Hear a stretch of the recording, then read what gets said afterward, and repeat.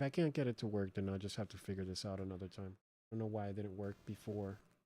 Um, I mean, it worked yesterday when I did it. It multi-streaming, on OBS, and boom, everything started just fine. Oh, look, it started. That's so weird. Well, I'm not gonna complain for it working. It's working now. And now, where do I go for the little pop out? I need to pop out the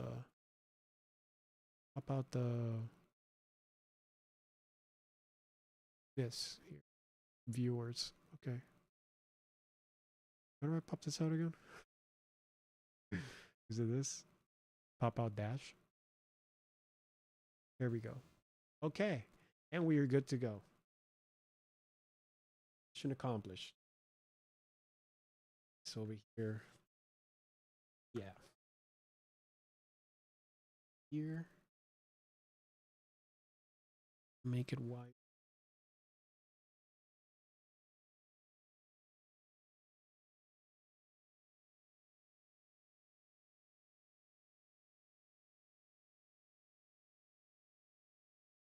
Right.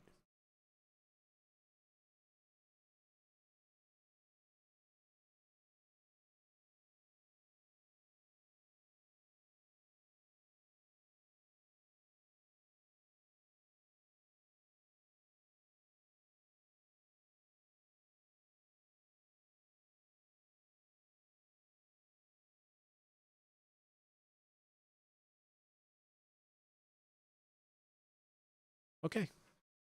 Man.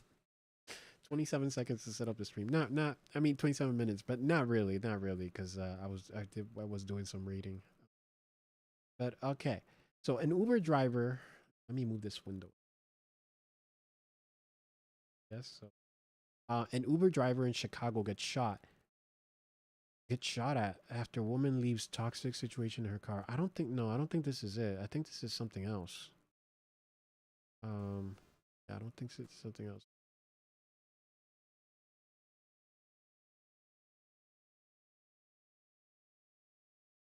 Oh yeah, this is also 2024. So yeah. I guess that's more of a local media thing maybe.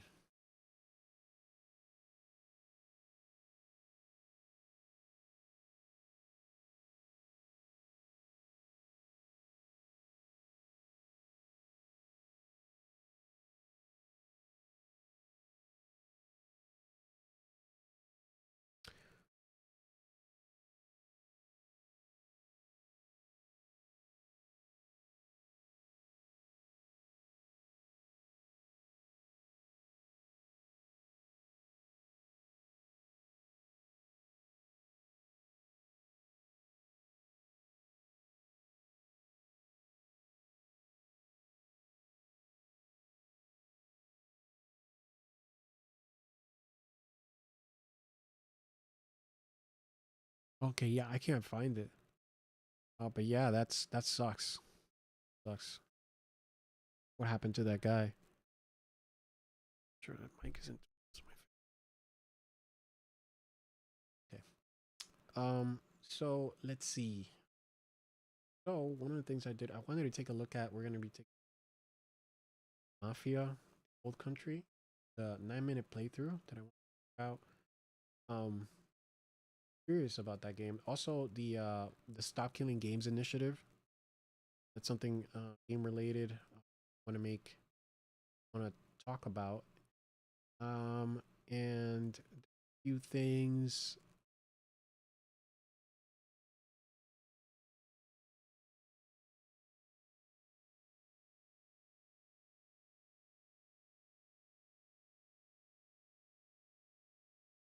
So I guess I'll start here with the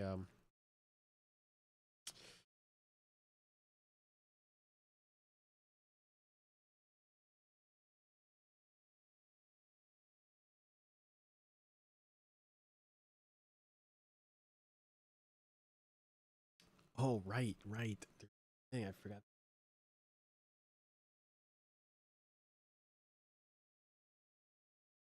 OBS. Hey guys on Twitch. Everybody else on Twitch. Um, Thanks for popping into the stream. We're gonna be talking game news, some politics, and some reacts. In fact, why don't I go and react to check out that Mafia the Old Country. I'm not sure I'm really like directly interested in this game. I am curious about it, but um, the Mafia games have been games that are like they have like open worlds, and they're made by I mean, technically, they're not made by the Grand Theft Auto people, but they are. They are made by the company that owns Grand Theft Auto, right? And that's Take Two. Take Two. And this is I guess it's specifically the division because like there's like different divisions within Take Two. Rockstar is one of them, which makes Grand Theft Auto, and then 2K is the other one, which I believe makes Mafia, makes 2K uh the 2K sports games and stuff like that. Uh, so still haven't figured out how to set up my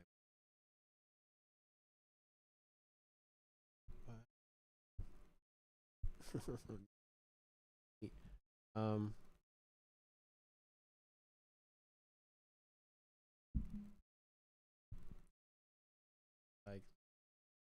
like that. Higher, a little bit higher, farther away. Yeah, I think that's good. A little bit, it's a little bit higher. A little bit higher. Okay. Okay. All right. So I'm gonna go ahead and take a look at that Mafia, the Old Country um, playthrough. This is from IGN. So this game's coming out very soon. They're probably gonna. I was gonna look up the date, but they're probably gonna announce the date right here.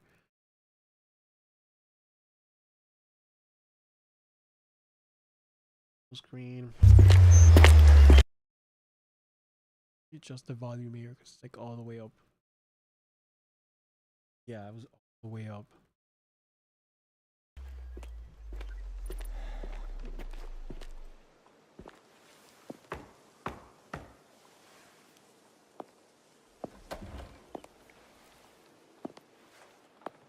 Come in, Enzo.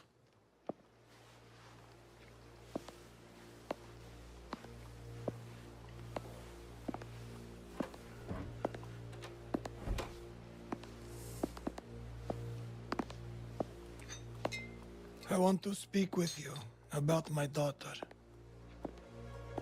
Whoa.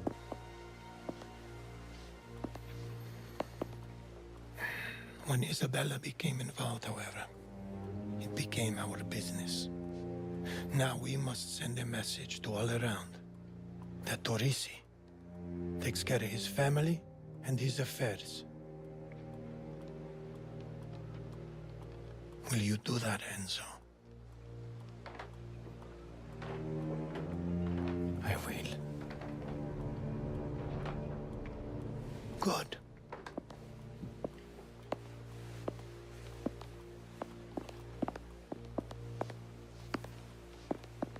Let's go.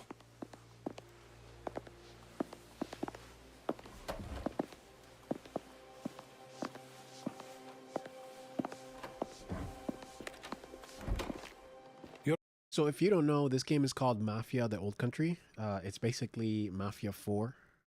The last one I'm pretty sure was Mafia 3. And these games have historically been sort of like open world, but they have a very basic open world. It's just kind of there, right, to make it to sort of like add realism. But it's not some like crazy thing like it is in Grand Theft Auto or like Cyberpunk or something like that. And the game itself is kind of linear. You have like these missions that you do, and the open world is just set dressing basically for those missions. But if you want, you can go around and mess around in the open world. In this game, what's interesting about this game is that it's not set in like modern times, and it's not set in like the 1920s. It's prior to that, my understanding, or actually, I don't remember the exact year that it's set in, but it's set in Italy, in I believe Sicily. And so this is like that's why it's called Mafia: The Old Country, right? And this is like a sort of like some sort of like origin story. And another thing that piqued my curiosity about this game is that it's not a $70 game. They're not charging $70. They're not charging $80 like Nintendo is doing for Mario Kart. This is a $50 game. So that sounds like to me, because everybody knows that 2K, they make 2K basketball and all of this and that. They have like they charge so many microtransactions, and like they do loot boxes and all this other stuff. Like, so they're obviously a pretty greedy company. So the fact that they're charging $50, either the game is going to be bad, right, or the game is going to be short. That's what I think. And honestly, if the game is short, that's not a big deal to me. That doesn't really matter, as long as it's good, right? And the game looks really cool, and the concept looks cool. So let's take a look and see how it goes. To meet with Tino's men. They're on a farm near Ludovici's villa, keeping an eye on things. They can be a little rough, but first, let's get you what you need to get the job done. Oh, let me set something up. My voice was a little bit. I want to go into the orange. Yes. Hello. Yeah. Put it down. Okay, that's good. Yeah. Okay.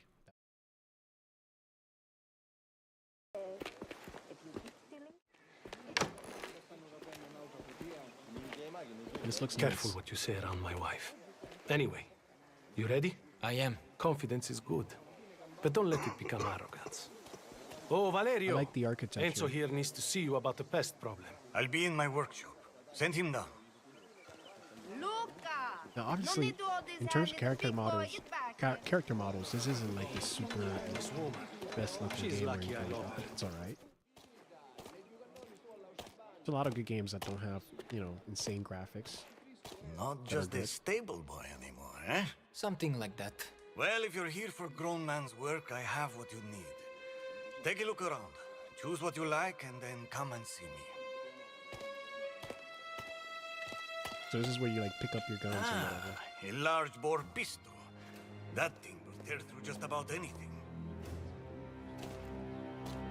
So I'm curious, like, I don't think that weapons are legal, right? And like there's no like Second Amendment in Italy, right?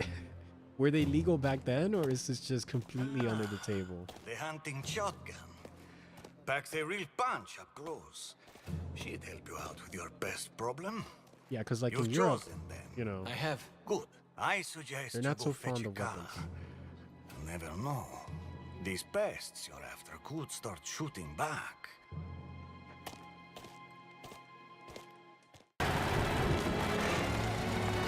This is like a driving instrument. And again, I don't know if this game is gonna be open world. I've only seen like this. Like, I think this game is showing the summer days. I saw the trailer there. And it was mostly like a story trailer.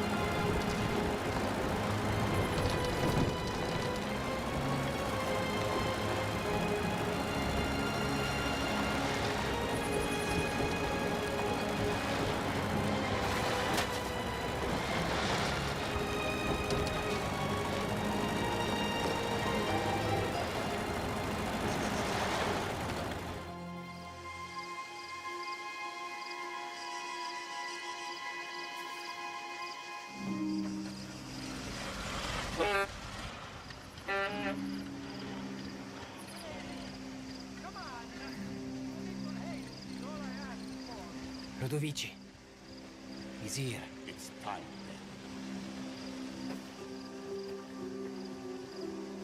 then. We're ready. Just give the word. The Don has entrusted this story to the Caruso, so listen well, boy.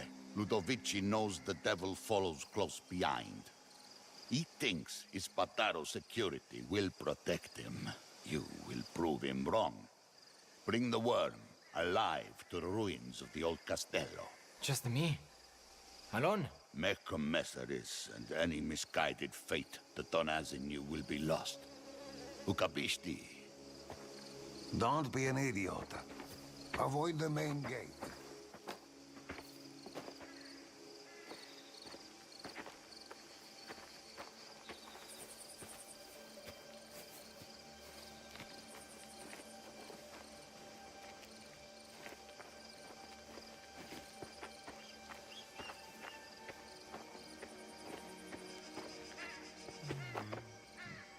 Okay, so they're stealthing around like pretty much every game ever.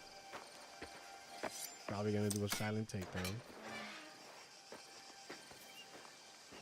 Pretty standard. And you know what? The environments of the game do look nice.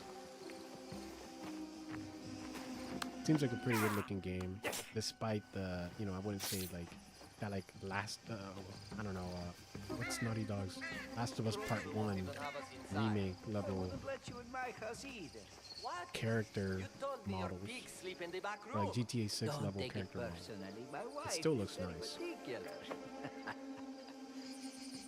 And I noticed that it looked like the weapons that he has have very limited bullets. At least when he originally picked them up. Okay, actually you can see here that this one has like 12. Well, maybe not.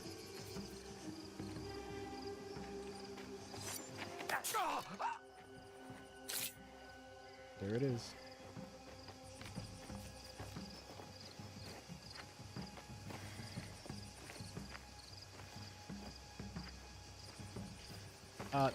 Yeah, no, this isn't Resident Evil. This is Mafia: The Old Country. IGN just released a 9-minute playthrough.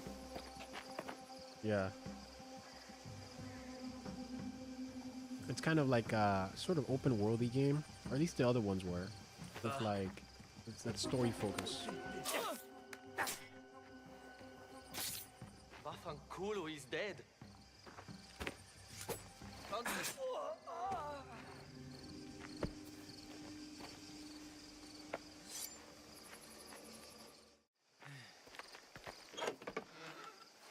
So I wonder, can you just like go in and just shoot everything up? Because that's usually how I prefer to do it. On your wage? How does a buffoon like that manage? He's no better than you or me. Maybe not. He's got a grenade! What? Ooh. Okay, so now it's got like the combat music, so they're on alert. Okay, yeah, so now he's gonna go guns blazing. Guns blazing.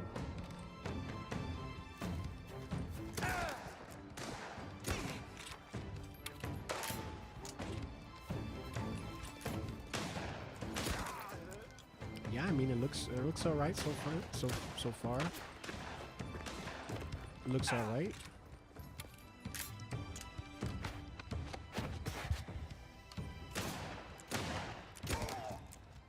The shooting looks okay.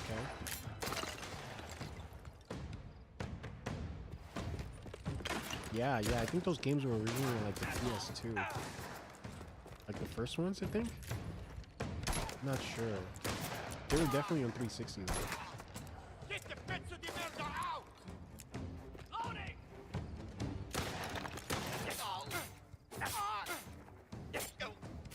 This one is Mafia 4 though.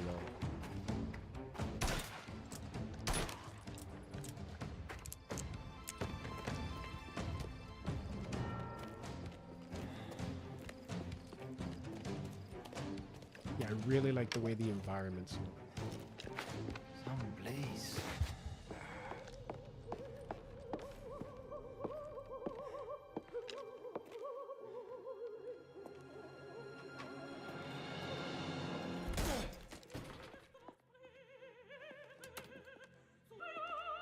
Guards! Guards!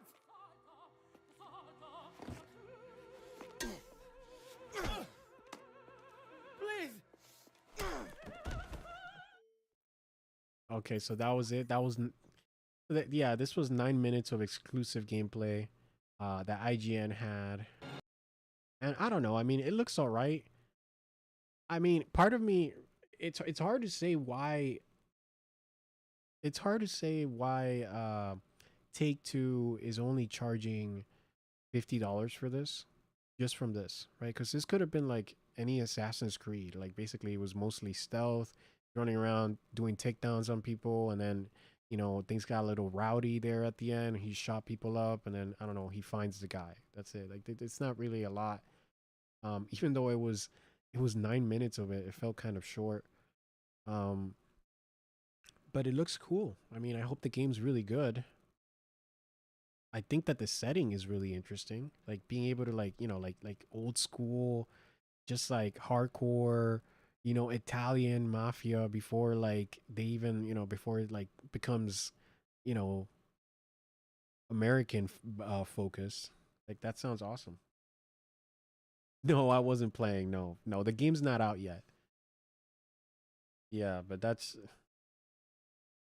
yeah, yeah. I mean, yeah, and you know what? It's the same company that made Red Dead Redemption, the same parent company. But yeah, I think the game looks okay. The environments look beautiful. Yeah, that's exactly what I was thinking. Love the Italian landscape with these graphics. You could tell that they really put attention into that. I know a lot of people like talking smack about Assassin's Creed, me included. But they put a lot of work into like the way that the environments look. Like they have, obviously this is something that's become really common these days, but they have people go into like the areas that they that are historical that they're covering, and they try to make it look as authentic as possible. So I think that's awesome. Like I think that Assassin's Creed Origins, which was the one in Egypt, they even had this cool little kind of like it was like a virtual trip to like Egypt and like the pyramids and stuff like that, and it was really well done. So that's great. I personally like my favorite Assassin's Creed is Assassin's Creed Odyssey, the one that's in ancient Greece, because I love that setting so much. You know, like the whole, ancient Greece, the mythos, the um ancient Greek gods, all of that stuff is so cool. And so despite that game having not been it had its downsides, it was still a very cool experience for me. Gunplay had a lot of weight to it. Yeah. Yeah, it's Take Two. It's Take Two that's making this. Um, hey Zoe, hey, what's up? Yeah, we're just looking at new Mafia. This is Mafia: The Old Country. 9 minutes of gameplay footage that IGN had. Yeah, Zoe's back. Yes, yes, you are. Um, but yeah, it's true that the gunplay did look really good. It had a lot of weight to it. It looked nice. I'm just really curious. Like, why is this only $50? It's kind of like, But game looks good so far. Where's the gabagool?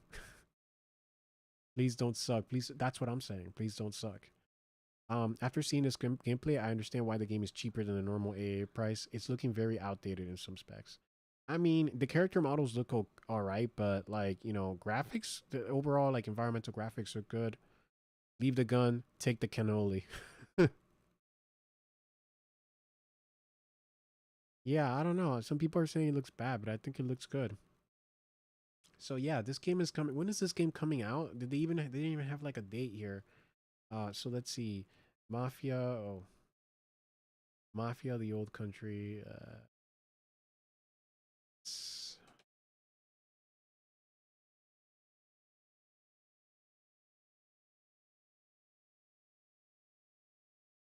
Okay, so August 8th. So it's still got a little bit to go.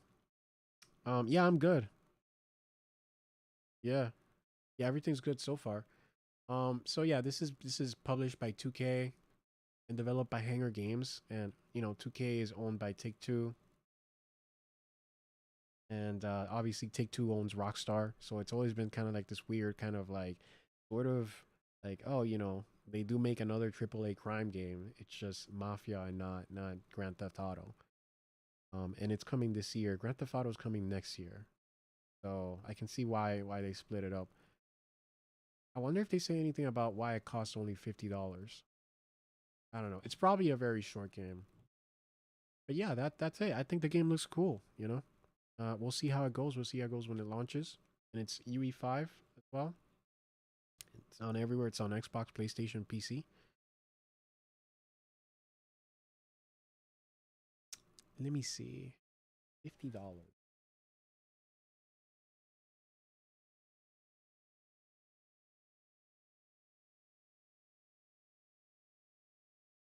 I was wondering if there's like an interview or something where they say, "Oh, this is the reason why it's $50."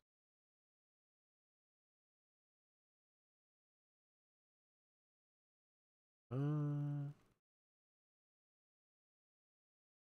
Oh yeah, the GTA trilogy. I remember that. Oh, that was funny. That was funny. It had so many funny bugs. And it just looked weird. And I really love, like, personally, I think that Grand Theft Auto San Andreas, that was one of the best PlayStation 2 games. And the trilogy, it was just so janky. So yeah, I don't know. I don't know why they didn't spend more time on that. Because it's such a important franchise. So let's see. They're just saying there's a digital deluxe pack. So the game's price point appears to reflect its place in 2K's library as a title with a standalone linear story as opposed to the live service games offered by the publisher. We think that there's a large audience for compelling stories that don't require massive time commitments. That's true. That's true, man. So many of these games these days are just so big and like stuff like Assassin's Creed, like all of them. We're excited to offer a game like Mafia: The Old Country in our portfolio and to provide a linear, highly polished narrative experience that can easily complement the other more persistent games our players also love and engage with on a more consistent basis. And I can see this. This is something that's been going on recently in the video game industry, is that there's been a shift towards live service games where a lot of people are spending a lot of time playing live service games. And if you go back to the PlayStation 2 era or even the PlayStation 3 era, that wasn't the case. A lot of people just spent most of their time playing premium games, like, like, I don't know, what was like Grand Theft Auto San Andreas on the PS2, or let's see, on the PS3 was a big game, GTA 4, right? And there's been that big change. And now I think publishers are trying to reconcile that and they're trying to figure out how can we still sell premium games that are like, hey, you got to pay 50, 60, 70 bucks for this, while also competing with something like Fortnite. And I still think that my voice is too loud. You're getting orange. Yes. Let me lower the volume more. I seem to get naturally loud. Put this up at like 13. Okay. So the best era is the Tekken era. Which one? Street Fighter era? Which one? Tekken's been around since the PS1. I remember playing Tekken 1 on PlayStation 1 when I was way little. Yeah, so I mean, I hope it's good. Sometimes it doesn't seem to me like they didn't say anything about open world, so maybe this one doesn't have an open world at all.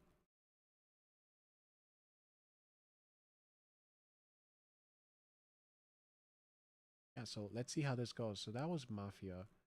Um, and another thing I wanted to take a look here is the industry's lobbying against Stop Killing Games. So if you don't know, the Stop Killing Games initiative is basically um, Ross. So essentially, Street Fighter. You mean Street Fighter 2? From like when did Street Fighter 2 come out? 1990 or something like that. Um, yeah, Street Fighter 2 was awesome. I remember playing. Yeah, yeah, I played it too. I remember playing. What was it? Street Fighter 2 on the Super Nintendo, and it ran like crap. And then they released, I think it was Street Fighter 2 Turbo on the Super Nintendo, and that ran way better. But yeah, man, Street Fighter 2 is legendary. That game is what basically created every fighting game. Like every single one of those styles of fighting games where it's like basically two guys and they're facing each other, you know. So yeah, legendary game.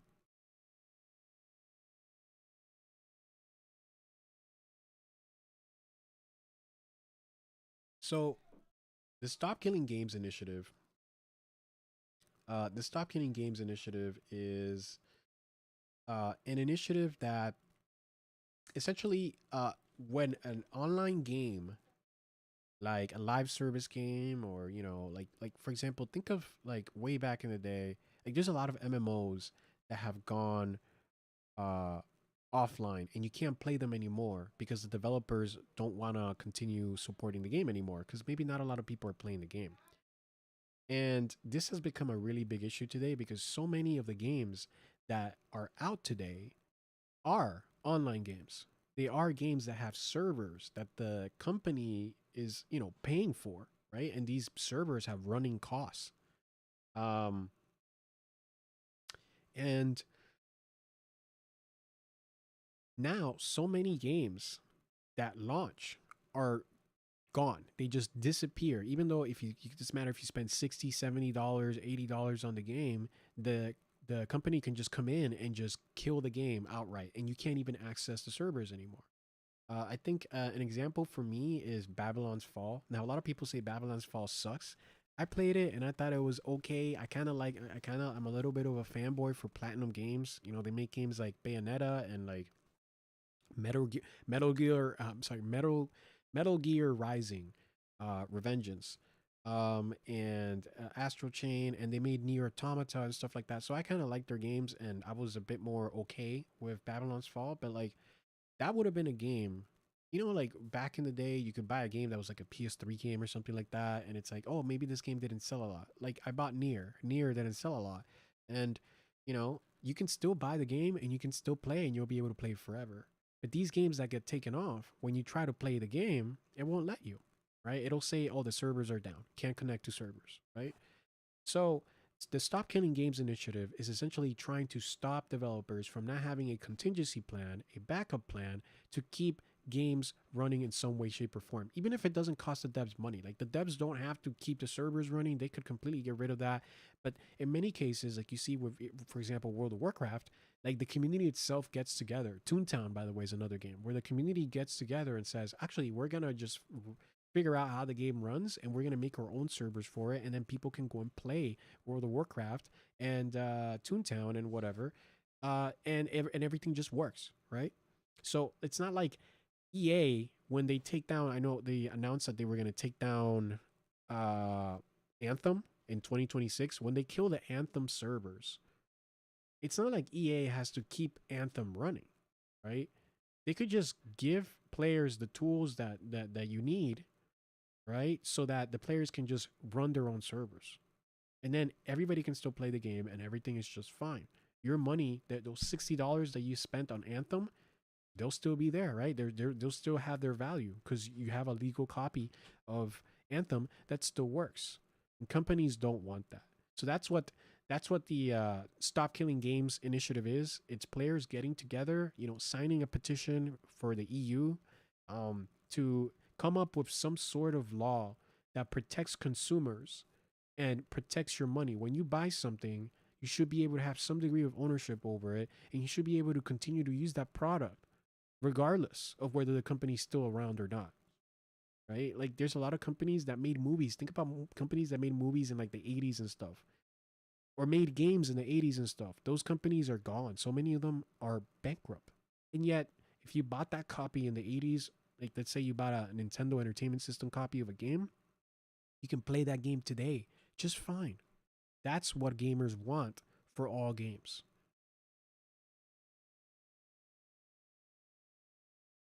Have I tried the game name over it? No. But it does sound like another game called like Getting Over It, which that game was hard. Oh yeah, oh you said that's what you said. I see. You mean Getting Over It. Yeah, Getting Over It with whoever it was. I forget the name. Yeah, that's a good game. But I'm not really playing video games. And by the way, the reason I'm not playing video games is not because I don't it's not because I don't like video games. It's because I essentially can't right now. I have a wrist injury. That makes it so that I can't really do anything that really stresses my wrist for much. And I'm kind of trying to rehab that. It's a long story. But basically, I can't really play games. So I'm just I'm doing commentary because I like doing commentary. And also it's because something that I can do while I recover. But yeah, that's why I'm not playing any video games on stream or outside of stream. So there are some websites paying a gamer for a survey of their game. That's weird. It's easier to find a glitch and mistakes before releasing. Oh, you're talking about like that's like QA. Yeah, that's like a job that people do. Yeah, absolutely. There's companies that do that. Thanks. I've actually had this for a while, so it's gonna take. The way I see it, it's gonna probably take like 6 months or more for me to like actually be good, because it's a bad one. But yeah, I'm trying to be very responsible in what I am and how I'm approaching this, and I'm trying to do my rehab exercises and all of that. And yeah, but I'd love to play games, you know. I play pretty much all games, so I'm cool with that. I wouldn't have any issues playing getting over it, other than maybe getting mad. So what do you think is there a chance of to release the clips of the game by playing it? I'm not sure what you mean by release the clips of the game. Like a GTA 6 clip release. You mean like a leak? Oh, like somebody leaks GTA 6? I mean, there was already a leak a while back that showed off the game very early on. But I don't know, honestly. Are you excited for GTA 6?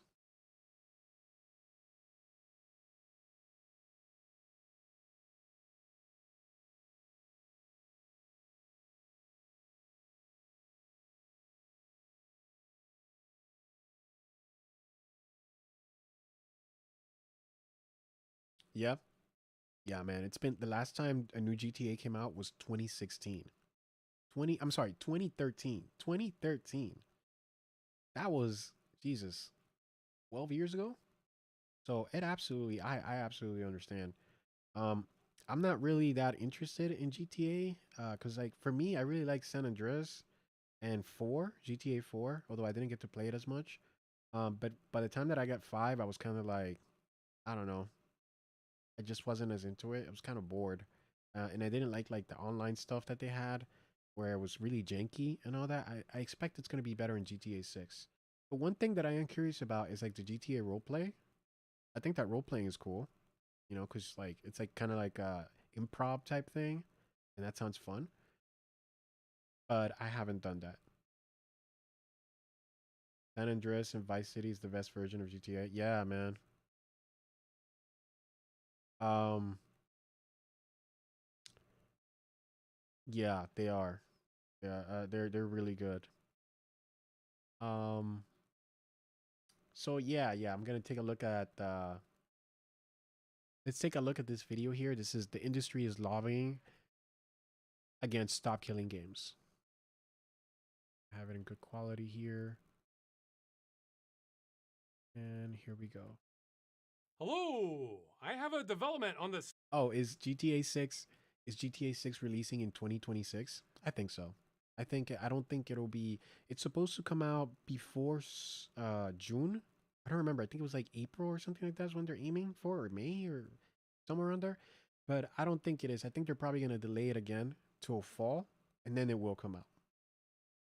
That's what I think. I think it's going to come out in fall 2026. Hello, I have a development on the Stop Killing Games campaign. Now, as I mentioned earlier, it's recently crossed the 1 million signature mark. Wow. Though I'm assuming nothing. Wow, it's not just 1 million, it's 1.2 million. So it's you really want and it says it right there, overdrive. So the way that the European initiative works is that you need 1 million signatures for parliament or whatever, the government to take a look at proposal by citizens, basically for them to take a serious look at it and go, okay, let's see what we think about this. And this initiative reached 1 million signatures already. So you think to yourself, oh, okay, well, it's done. It's over. We won. No, because a lot of times people will, like, you'll have Americans signing up.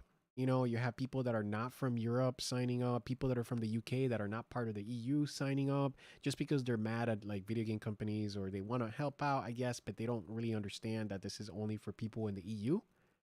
And those signatures are going to be pruned because there's going to be a verification process that, you know, the government's going to do. And those signatures are going to be deleted and then they're not going to count. So if you have like 1 in 10 people or whatever, or, you know, 1 in, you know, two in 10 people or whatever that weren't from the EU or that can't be verified, then those signatures are going to be lost. And then you're going to drop below the 1 million that you need. And then you're going to be screwed because it's not, the government is not going to take it if it's less than 1 million. So this is where overdrive comes in. And you can see right now that it says overdrive over here. It's at 53%. And what you want to do is you want to be at 1.5 million because usually, or at least, yeah, around there. Because usually like something like, I think it's like 200,000 to like, I don't know, 500,000 or 400,000 signatures on average are lost. And like the basically like the one thing that guarantees, even at the high end, that you're not going to be screwed is having 1.5 million signatures. So we're at 53% for the overdrive. Let's get to 100%. And let's stick it to the publishers, because the publishers do not care about the gamers. They really don't. They want to take away your games. So let's strike back. Yeah, I will. When it becomes, when it's more recent, I'll make a stream about GTA 6, and a YouTube video as well. In fact, I've been given stats that there was a previous initiative that had 250,000 of its signatures invalidated. And I could see us setting a new record there. So keep signing. That's the first thing. Second, I could definitely see a new record. I can imagine so many Americans probably signed this. for anyone who doubts how powerful this initiative can be, we now have a lobbying group issuing a statement about us. Do you think if we had no chance of changing things, we would have lobbyists coming out against us? Yeah. Well, a big one is Video Games Europe. And by the way, guys, lobbyists are very bad. And if you don't know how bad they are, watch Thank You for Smoking. They're just there to essentially force as much of the company's BS, as much of the company's terrible, for example, they're going to ban smoking. Well, you send 1 million lobbyists to go to Congress or Parliament or whatever, and convince the government to not ban smoking, right? That's essentially what these guys are doing. And whenever they were trying to ban loot boxes, guess what these guys were doing over here? The Video Games Europe, they went over there to the government and said, "Hey, don't ban loot boxes because loot boxes are good." Right? So they don't give a flip about gamers. They just care about money. They are the literal antagonists. Best I can tell, this is essentially the voice of the industry. So of course they're going to be against any proposal we make, because they're ideologically opposed to us being able to retain our games. Yep. I really can't emphasize that enough. Even if every developer in the world was for our proposal, the industry would still be against it. Yeah, the publishers Because it's not developers who make most of the big decisions. It's shareholders and companies worth billions. So with that in mind, let's go through this statement quick by our opposition here. We appreciate the passion of our community. However, the decision to discontinue online services is multifaceted, never taken lightly, and must be an option for companies when an online experience is no longer commercially viable. Okay, let's take a look at that. We appreciate the passion of our community, right? So we care about your passion, but we don't care about your ability to be able to keep your games and keep playing games. So we really just don't care, right? And this decision is not taken lightly. I can assure you that this decision for them to fight this petition was taken extremely lightly. I bet you they didn't even give it a second thought. They just went right for it. It's like, oh, we gotta stop them immediately. It must be an option for companies when an online experience is no longer commercially viable. No, it doesn't. There are plenty of games again, Classic WoW. You couldn't play Classic WoW officially until 2019. That's a game that came out in 2004. And you couldn't play it officially till 2019. But you could play it the whole time. You could play it in 2006. And from 2006 all the way up to 2018 unofficially. You know how? Because the community set up private servers. They reverse engineered the code and they set up servers where you could play the game just like it was, as if it was 2004 all over again. Right? So it's not like this can't be done. What they're saying is that they don't want it to be done. They want to make sure they have full control, right? When they kill the game, if they kill and you see this sometimes with I think you see this sometimes with sports games, but you see this sometimes with other games where they're kill the game right before a new one's coming out. A great example of this was Overwatch. Overwatch came out in 2016. It had a good run, and then in I forgot what it was 2023 or so, 2022, they launched Overwatch 2, and they kill Overwatch 1 servers. They make it so that you can't play the game at all. They force every time you try to boot up Overwatch 1, it takes you straight to Overwatch 2. And why is that? It's because Overwatch 1 gave you free loot boxes, it gave you free content. You didn't have to like buy things from the store, and they wanted to make sure to migrate everybody to the new MTX ridden Overwatch, which was Overwatch 2. Right? You can see how that's better for their bottom line. You can see how the only thing they're thinking about is their money. So again, they don't care. They don't care anything about you. When they say these PR statements, this is just BS. It's just fluff. For them trying to make it seem like, oh yeah, there's no way to do this. We really care about you. They don't care about you, and there are plenty of ways to do this. Well, I have great news for you, Video Games Europe. We are in no way seeking to impede your right to discontinue online services. We are saying you can shut down your games whenever you want.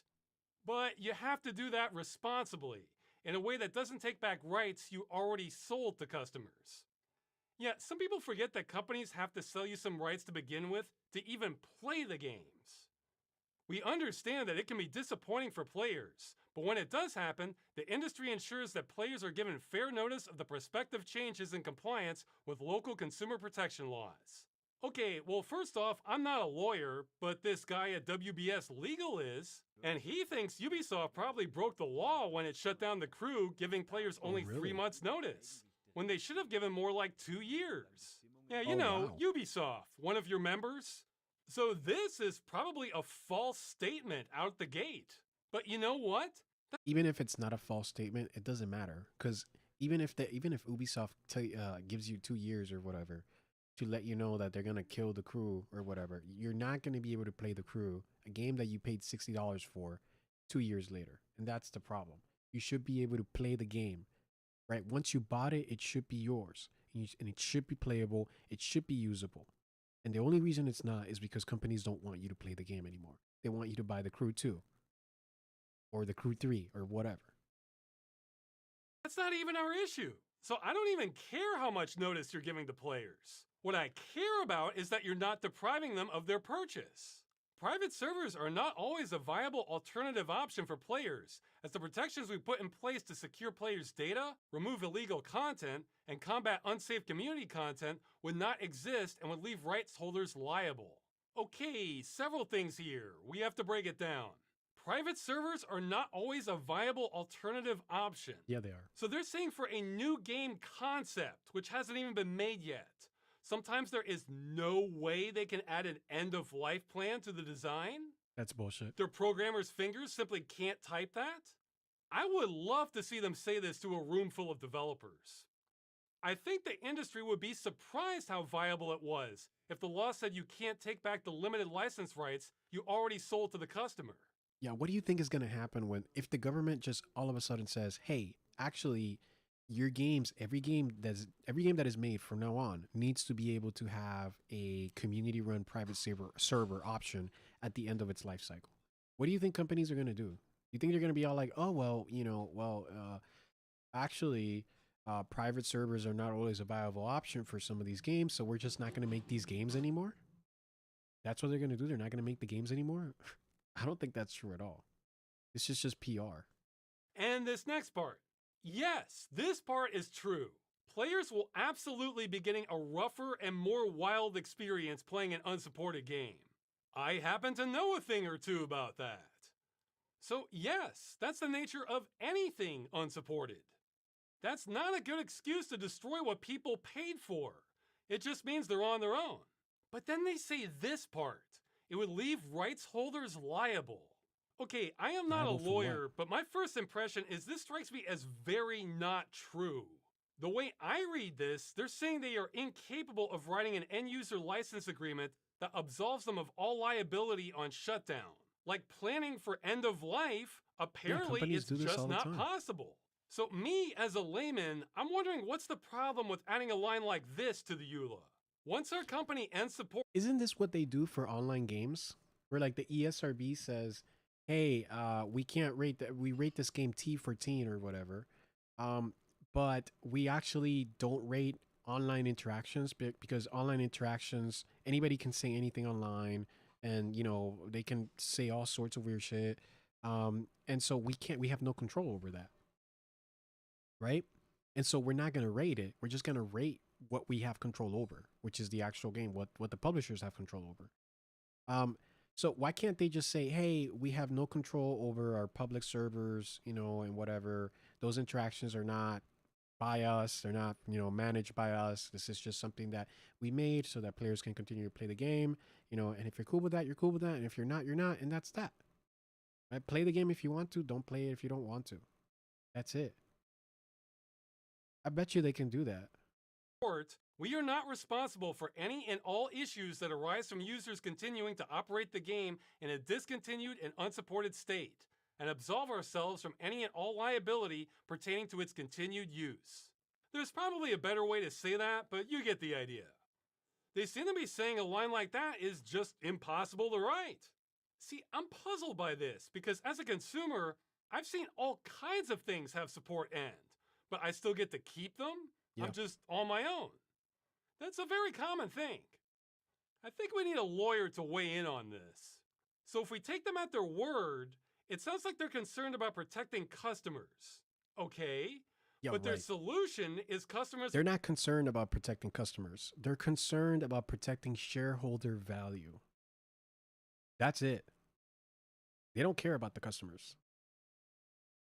Have their purchase taken away from them forever. We have to destroy our customers' games to protect them from themselves. I normally don't like to use this phrase because it's thrown around too much, but this is beyond nanny state. This is more like Terminator state. Take a game like Star Siege Tribes. For all Yeah, I did. Evelyn, I did. I do have a Discord. Zoe said she wanted to be mod in it, so it's there. I'll link it to you. Zoe can link it to you, or I'll link it to you once we're done with this video. purposes, that's a game intended to run online with other people, or over a network at the very least. It was discontinued in 2004, Oh, man, but I you can love still run Tribes. it today, online. This lobbying group seems to be saying that's a liability. No one should have been permitted to run this game after 2004, and it's a mistake that this game is still allowed to exist because of the risk to consumers. We would have destroyed every last copy of it back in 2004 if we could have. Right? We couldn't then, but we can now. So that's our business model with new games. That's exactly what See, it is. I take that as extremely hostile to both customers and preservation. So my question is, why can't we allow customers to continue playing the game, but adding a splash screen saying something like, warning, this game is no longer supported. Running it could represent a risk to your security. We assume no liability for what may happen as a result. That strikes me as a reasonable compromise. In addition, many titles are designed from the ground up to be online only. In effect, these proposals would curtail developer choice by making these video games prohibitively expensive to create. Okay, this part is a little more complicated because every game is different. But when I see this, I'm thinking of auto manufacturers saying how they can't afford to make cars if they're required to include seatbelts in them. Because no one ever made that argument back in the 60s. Yeah. However, I think there is a big piece being left out of the discussion here. A whole lot of the complexity and cost of making an online game comes from all the microservices involved. And guess what? We don't need the vast majority of them for an end-of-life build. I talked to a developer and he gave me a big list of examples we don't need. Payment processing, anti-cheat, analytics, voice chat. True. There's so much here that's not necessary to just run the damn game. In fact, I have a quote from him. We are not asking for 98% of the game. We're asking for the 2% of game logic from main gameplay functionality. Yeah. Except even that's not true. We're not asking for that directly. We're asking for the same rights we already bought for the game, which they can probably fulfill by providing that 2%, as he puts it. So let's cut out all this extra crap before we start talking about how cost prohibitive an end-of-life build is. Now, that does. It cost Blizzard no money for them to allow the WoW private server scene to continue being the WoW private server scene. right? For it to continue running. It costs Blizzard nothing. So I think this is BS. They don't need to do any of this shit. And Blizzard didn't even help, right? This is something that customers had to reverse engineer themselves. So imagine if they had a little bit of help. Does mean designing games so it's easier to turn off all these microservices is a very good idea. And that also means it may not be practical for some existing games. Good thing for the industry, the initiative is not retroactive. And most publishers already have a local test environment for a game, which I'm told is bad practice not to. That's half the battle right there. Wow. So this statement? No, this one is meme level. I do not believe the industry when they say this is so expensive it's not possible, especially when it's been done many times before. This is seatbelts all over again. And how about getting input from big European developers not on this list, like CD Projekt or Larian? We welcome the opportunity to discuss our position with policymakers. Yeah, I bet you do. And those who have led the European... I bet you Larian would be 100% cool with this. They're just like that. They're way like they're like in the consumer friendly to consumer hostile spectrum. Larian is like way at the friendly region. Like they're all the way at the end. Citizens Initiative in the coming months. Well, they'll probably be glad to know that's actually not me. I am not the official spokesperson for the initiative. I'm ineligible. I'm more of a super promoter. The reason I'm making this video is I want to inoculate people against these bad faith arguments. Remember, everything they're saying here is their excuse for taking away your purchase with no time frame given and destroying it forever. Is this a good enough excuse for you? Hell no. It isn't for me, especially when they're lying. I think that's worth taking into consideration. And on that note, they also released a longer statement. But do I really need to go over this? Why providing continued support do not work for all games? Oh, we're back to the classics. Here we go. Okay, so they don't even understand what we're asking for. You know what? I'm gonna let them figure it out. I played that song enough already. If I have to... Yeah, they're not, like, we're not asking for continued support. We just need the ability to continue playing the game, and it doesn't even need to be continually provided by the publisher. Again, private servers are an example of this. To explain that a 500th time, I want it to at least be to someone who's not being paid to undermine us. Now they're going to be lobbying. Yeah, sorry, Evelyn. It's all right. If you don't like it, you can, you don't have to watch it. Some of this content is going to be uploaded on my YouTube, but that's okay. Yeah, remember, this is like a react channel. So if I'm just reacting to a video, it's kind of, it is what it is. But if you don't like it, that's okay. I appreciate you watching and all that, but don't feel like forced like you have to. Okay? Being politicians with this, I'm assuming, but we can try and do our part too. If you're super motivated on this and are part of the EU, you can contact a member of European Parliament and tell them about the initiative. I've been told you should target ones in the Internal Market and Consumer Protection Committee.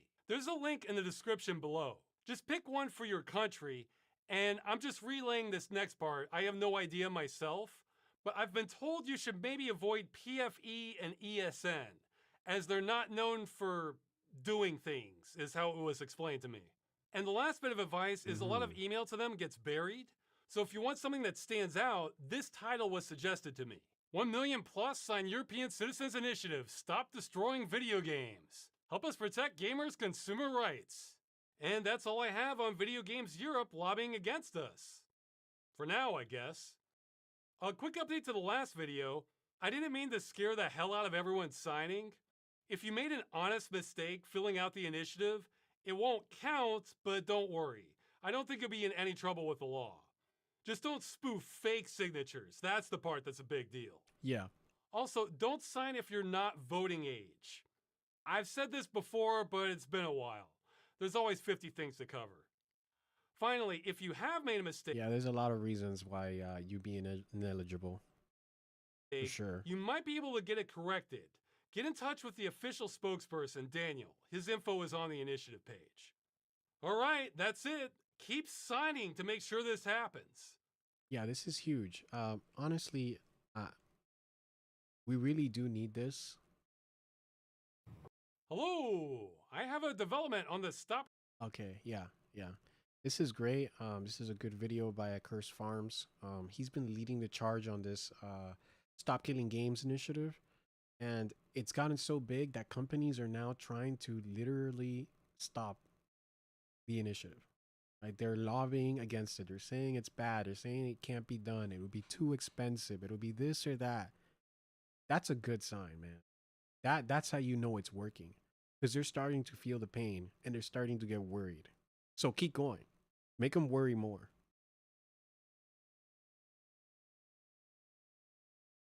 Let me connect this here.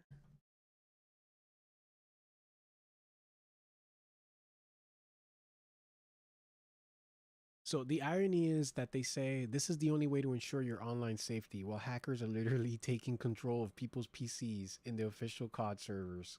So true. If it hurts, it means it's working. That's exactly what I meant. They're finally scared enough to say the quiet part out loud that they want to kill our games, so it forces us to buy new ones. This is good. It means the campaign is working. Exactly. Sure. If you didn't know, Video Games Europe was the same trade association to aggressively lobby against the classification of loot boxes as gambling. Wow. That's surprising. Didn't see that coming.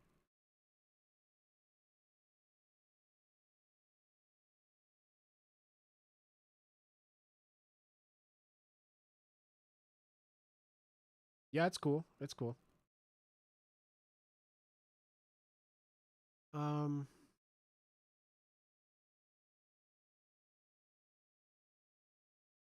so Louis Rossmann went through the document and exposed how ridiculous it is. Things that essentially boil down to, yeah.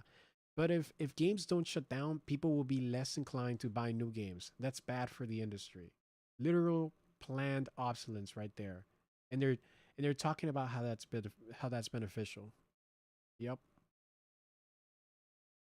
So this is a great thing. This is a fantastic thing. Um oh yeah. Okay, so let's move on to the next topic. Playlist. Um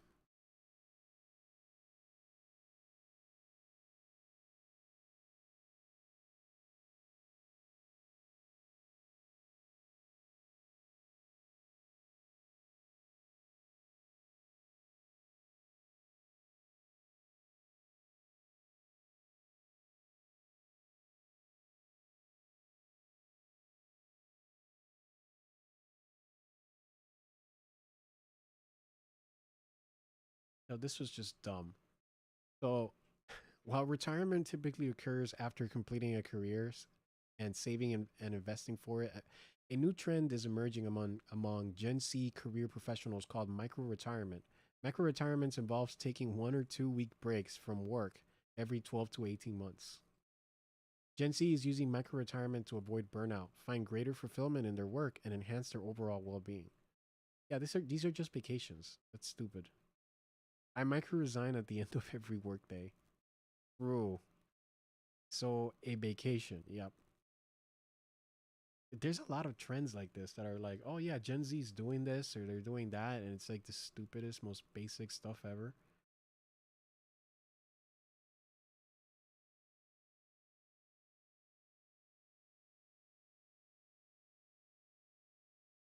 Oh, I saw this. I saw this. So this is Rockstar already teasing GTA 7's release date inside GTA Online. So what is this? January 23rd, 2045.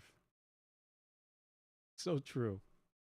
Because, GTA 5 came out in GTA 4 was like 2008. GTA 5 was like 5 years later, so that was 2013. And GTA 6, well, it's been over 10 years. It's been like 12 years and it's still not out. I think it's going to be 13 years by the time that it comes out. So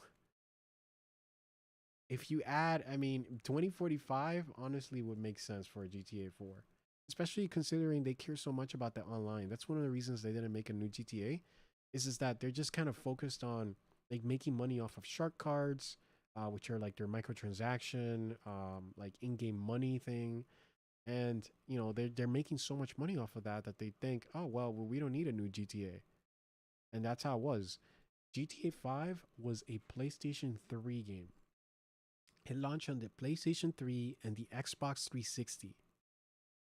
There was no GTA, no new GTA for the PlayStation 4 and the Xbox One.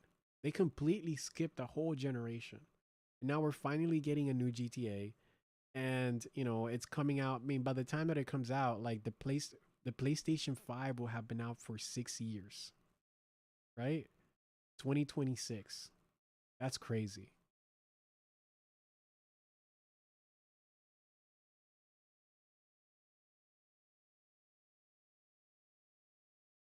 So let's see.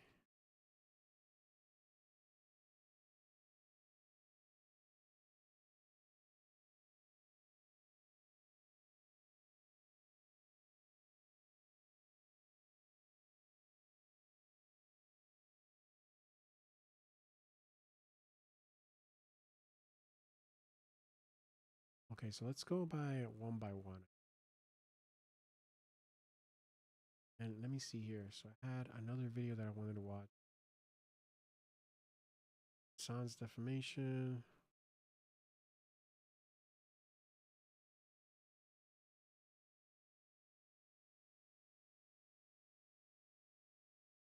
Actually, I think I'm gonna watch this video here, but this is 1 month ago.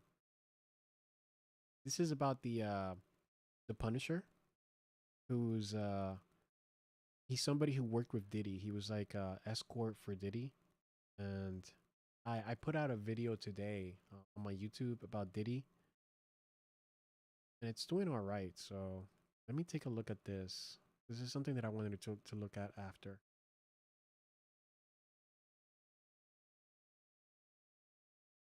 Okay, so this is only part 1. Okay.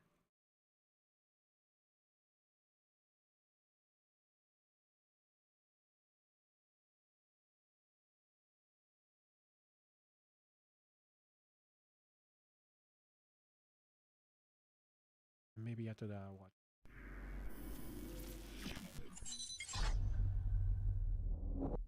All right, here we go. Today,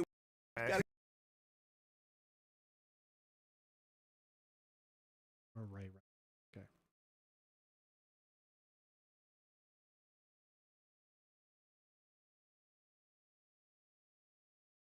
Pumped up on testosterone and adrenaline and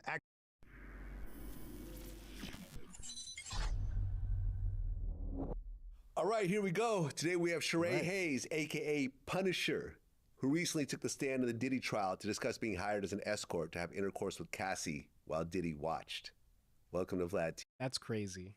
That's crazy. So Diddy would hire this guy and other guys like him to essentially come in and make love to his girlfriend. And then Diddy would be the guy. He'd be the guy in the chair who would sit there, you know, in the sofa. He would sit there and watch his wife being done by some, in this case, an actual black guy. And he'd be there and he's like, yeah, this is amazing. This is what I want. I just want to watch. That's crazy. TV. Man, thanks for having me, man. Appreciate being here. I just want to start off that I feel a little uncomfortable calling you Punisher. As a heterosexual male. I just want to put that out there. I mean, I will mention the name because, you know, that's your alias, but I just want to have that disclaimer in the very beginning. Just want to say that. Man. You got to keep it solid, right? Got to keep it solid. That's got to right. keep it solid. Well, you have a very interesting story. And I want to get into a little bit of it before we get into, you know, what we're really here to talk about. Now, you grew up in Harlem. Yes, sir. Okay. And you said your dad was kind of a gangster around the neighborhood? Yeah, man. Like he had a pretty good reputation, man. A lot of intimidation that got me like a lot of respect and a lot of treatment, you know, great treatment as a kid. But, you know, that led him into prison at a very young age. So we didn't really rekindle our relationship till I got to my late teens because he I see. So he had, I mean, like a lot of people that are like escorts or prostitutes, he had a troubled childhood. Ended up getting locked up. What do you get locked up for? Bank robbery. Bank robbery. Yeah. Okay. That's pretty bold there. Yeah. Yeah. Pretty How much did he bold. get? He got 8 years federal. 8 years. Yeah. How much money did he get from the bank? Man. The crazy thing is not much, man. It was more of he didn't do like the in the bank robbery. It was, how businesses do the bank drop. So he tried to rob the bank drop and, it got compromised. The person Got had it. a pistol and Yeah. didn't go right. Now, while you're growing up, when you're in high school, you had a situation where you got stabbed? Yeah, man, just, hanging out in Harlem, thinking I'm tough. I'm at a party. Some guys that don't like my friend, and we get into something outside, and I got the bottle. You crack the bottle, and somebody came from behind, caught me on the side of the neck, spent 10 days in the hospital. I had 10 stitches in, 10 stitches out. It was a really, really, really significant wound, but I mean, I'm 16 years old, man. I'm pumped up on testosterone and adrenaline, and actually, you would think you something didn't even like feel that it at would the time. calm you down, but it made you worse. Made me worse because I had this mentality of, well, look, I already survived it. Like, what's the chances of something happening again? And it made me a little more reckless, but luckily I found sports, and that kind of leveled it out for me. Okay, and the Punisher name came from basketball? Yeah, man, basketball, man. I started hooping real seriously.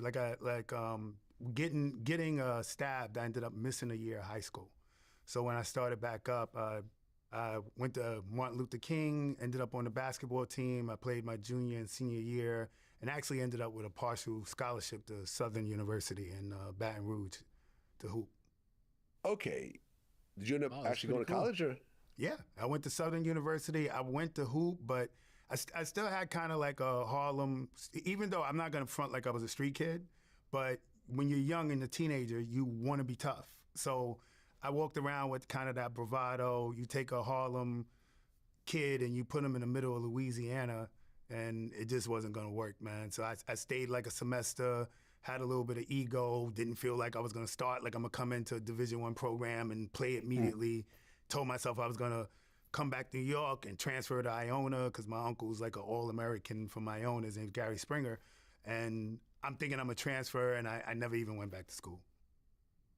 Okay, so Bob, Yeah, I mean that's kind of a common story. Like, especially when you're in you're in your late teens or whatever, and you're like college just doesn't seem as interesting. Like it's just you want to do other things. You want to be everywhere. And the only thing interesting about college is like, the social life. by 22, you became a male stripper. Yeah.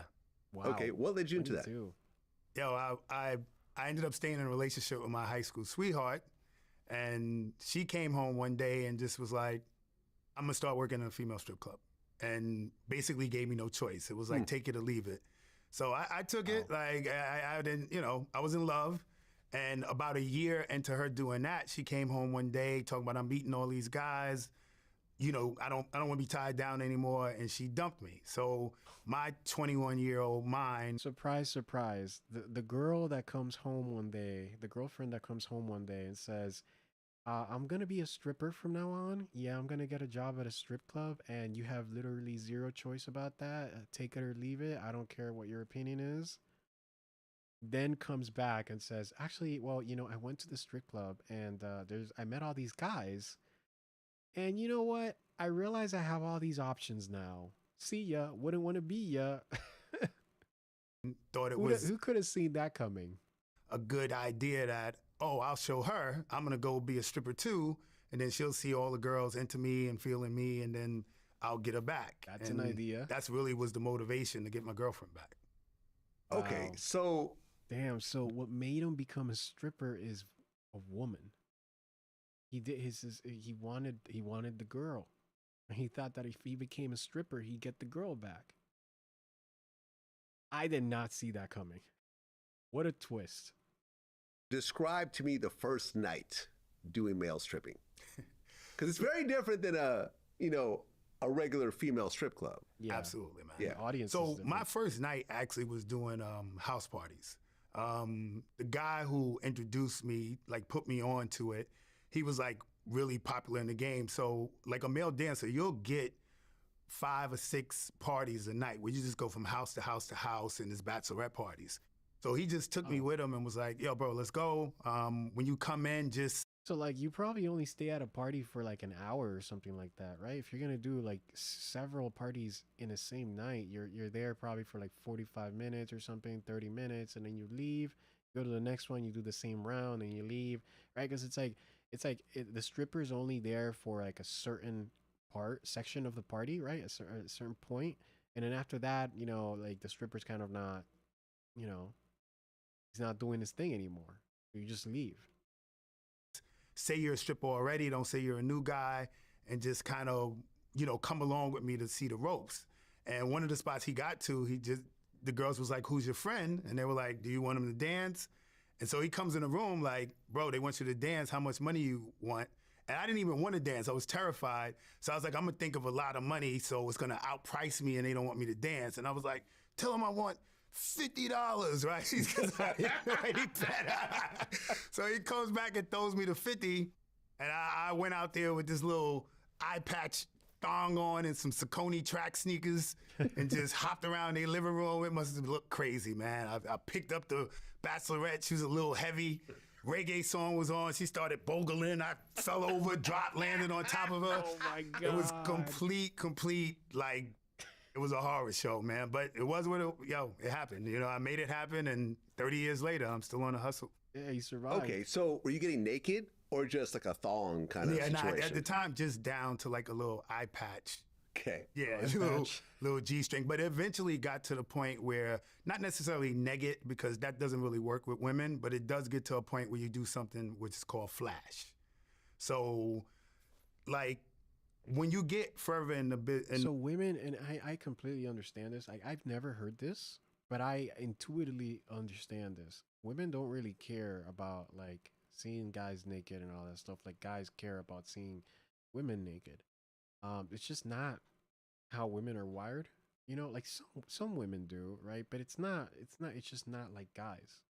And one of the things that separates men and women is that men are a lot more visual oriented when it comes to mate selection, when it comes to like, oh, they're looking for a girlfriend or they're looking for, you know, a wife, and women are not.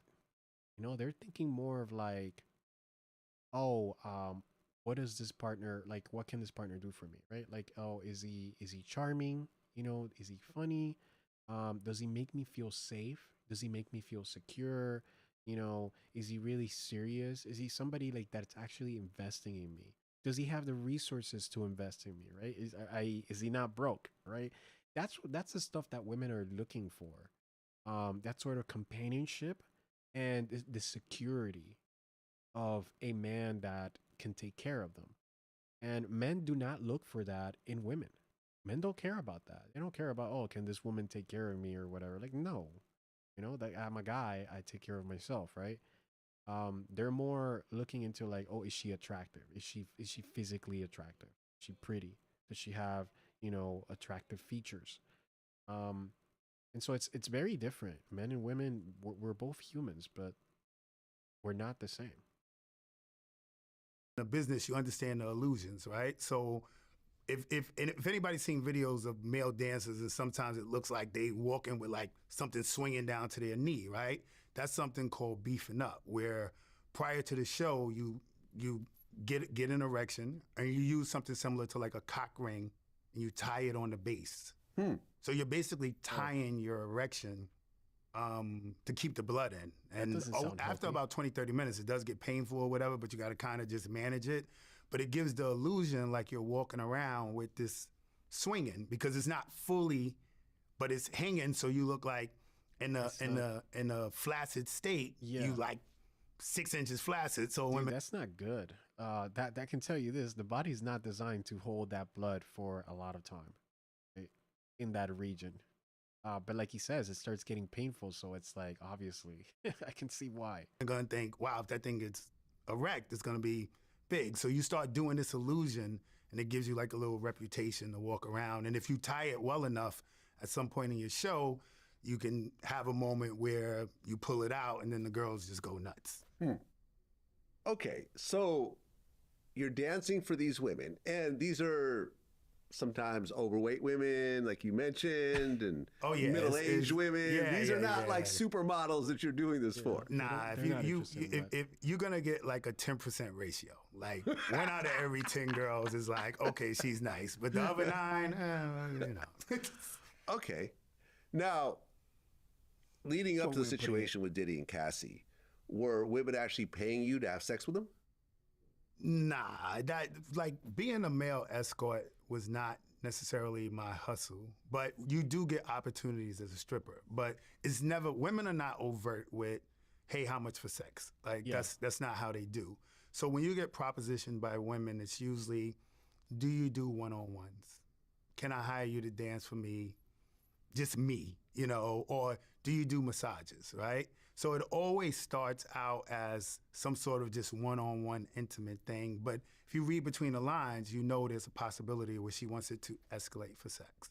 So have I been hired for a one-on-one dance that led into sex? Yes. You know what I'm saying? But have I ever said, hey, sex is XYZ an hour? You know what I'm saying? Whatever. No, because, you know, women are not going to hire you under those pretenses. There's always some sort of intimacy that can lead to the opportunity. Yeah, that's what they care about. Okay, so leading up to the Cassie situation, how many women actually hired you for one-on-ones?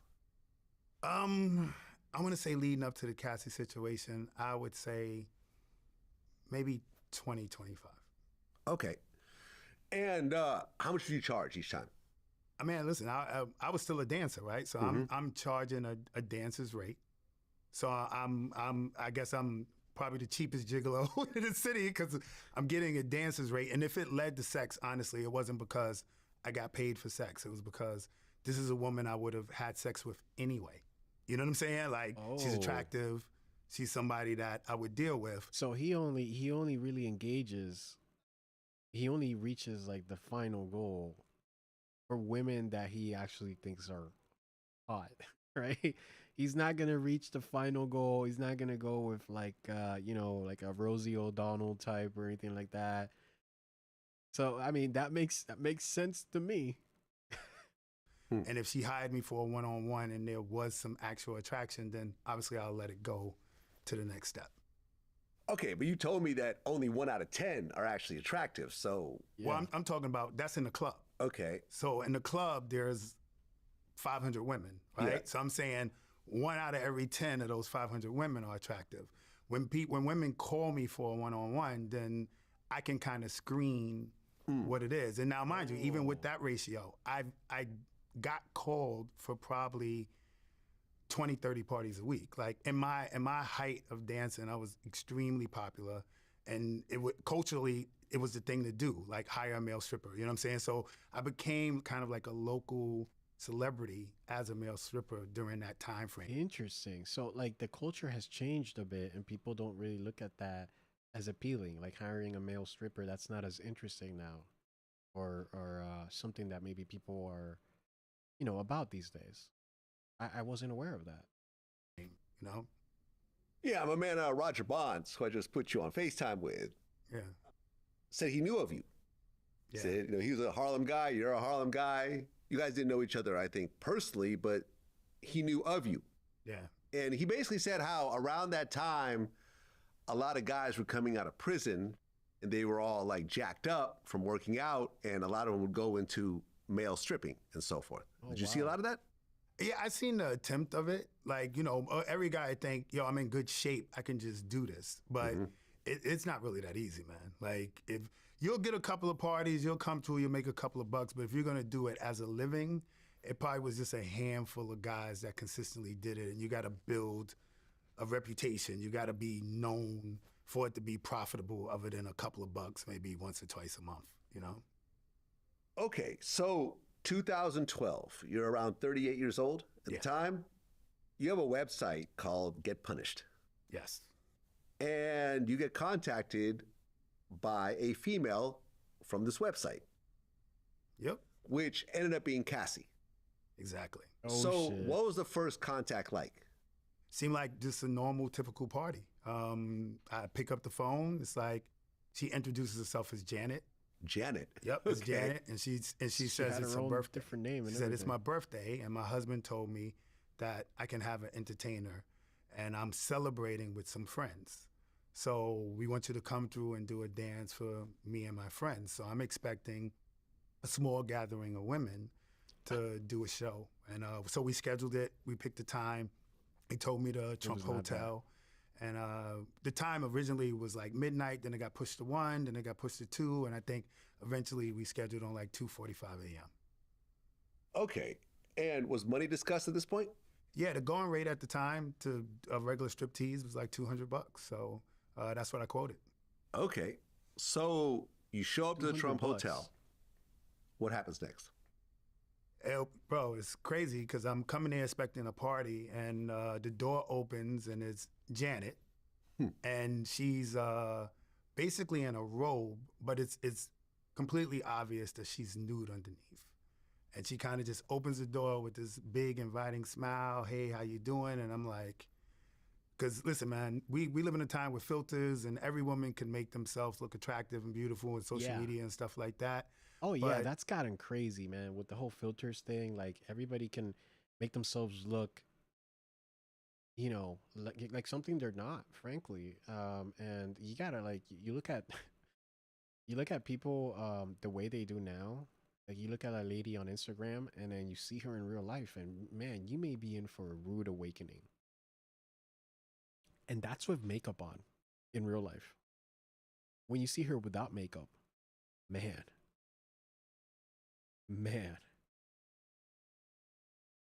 When you see a woman like Miss Ventura, and she looks flawless, man. It's like it's a wow factor, you know. So opening the door to that stunning of a woman was like, what is this? And I, like she's naked, right? So you can tell she's naked. So she's like, come on in, and I'm heading on in, you know. Okay. Yeah. So- and you know, Miss Ventura, she was obviously a very attractive woman. You could just Google her name, Casey Ventura, on Google, and she's a nice looking girl. Sure. So he's absolutely right. She's somebody that doesn't need filters. I mean, maybe she doesn't even need makeup, to be honest. Like, she just looks good. So you come in the room, and there's someone else in the room. No, At that point, no. Just her. I come, so it's a suite, right? So she brings me in, and she takes me straight to the living room. And the living room is darkly lit, it's dim. And then what was weird about it is every piece of furniture was covered in sheets. So I look around, I have like a little mini freak out because I think I just watched this movie called American Psycho. Man, every piece of furniture. That means that every piece of furniture is going to be getting action at some point in one of those freak off parties. Every piece of furniture is covered in sheets. Jeez. And when he used to bring people into his house to kill him, he used to cover all his furniture. So I'm like, yo, what's about to happen? But whatever, I regained my composure, and we stopped in front of a bathroom, and so I immediately asked, I still think I'm gonna dance, right? So I say, do you want me to change here? So she immediately explains, look, I don't want you to dance. Actually, while you're here is me and my husband, we like to create a sexy scene. So she starts explaining to me that she wants me to change into underwear or a towel, and then she points to two of the couches, and she said, we're gonna sit on those couches, you're gonna sit here, I'm gonna be here, and we're gonna put baby on and create like a sexy environment, and at some point, my husband's gonna come out and watch. My Okay. God. So how much baby oil was around at this point? So we're gonna create a sexy environment, me and you, and we're gonna put baby oil on, cause you know the baby oil. You see, you have to understand that for Diddy, the baby oil is like, you know, when they have like the blood for like the witch ritual, and like how they coat people in blood and whatever. The baby oil is Diddy's primary ritual tool. Like you coat yourself in baby oil, you know, that's how you start the ritual. If you're not coated in baby oil, then it's just not gonna work. And once enough baby oil has been summoned upon you, then and the scene is sexy enough, has been set up to be sexy enough, then Diddy comes out. That's how you summon him. See, it's a whole So thing. the baby oil, ironically, by the couches there were like bowls, and the bowls were filled with warm water, and there were just big bottles of baby oil just placed in the bowls. So Okay. I want to say it was 2 to 3 bottles of baby oil, but the big ones, The jumbo. the thirst busters. Okay. All right. So you start putting the baby oil on at this point? Yeah, so I go in the bathroom, change to the towel. I come out. She's in the robe, so she takes her robe off. I'm in my towel, and we're both first individually oiling each other. And then it leaves, I'm oiling myself, she's oiling herself. Then we start oiling each other.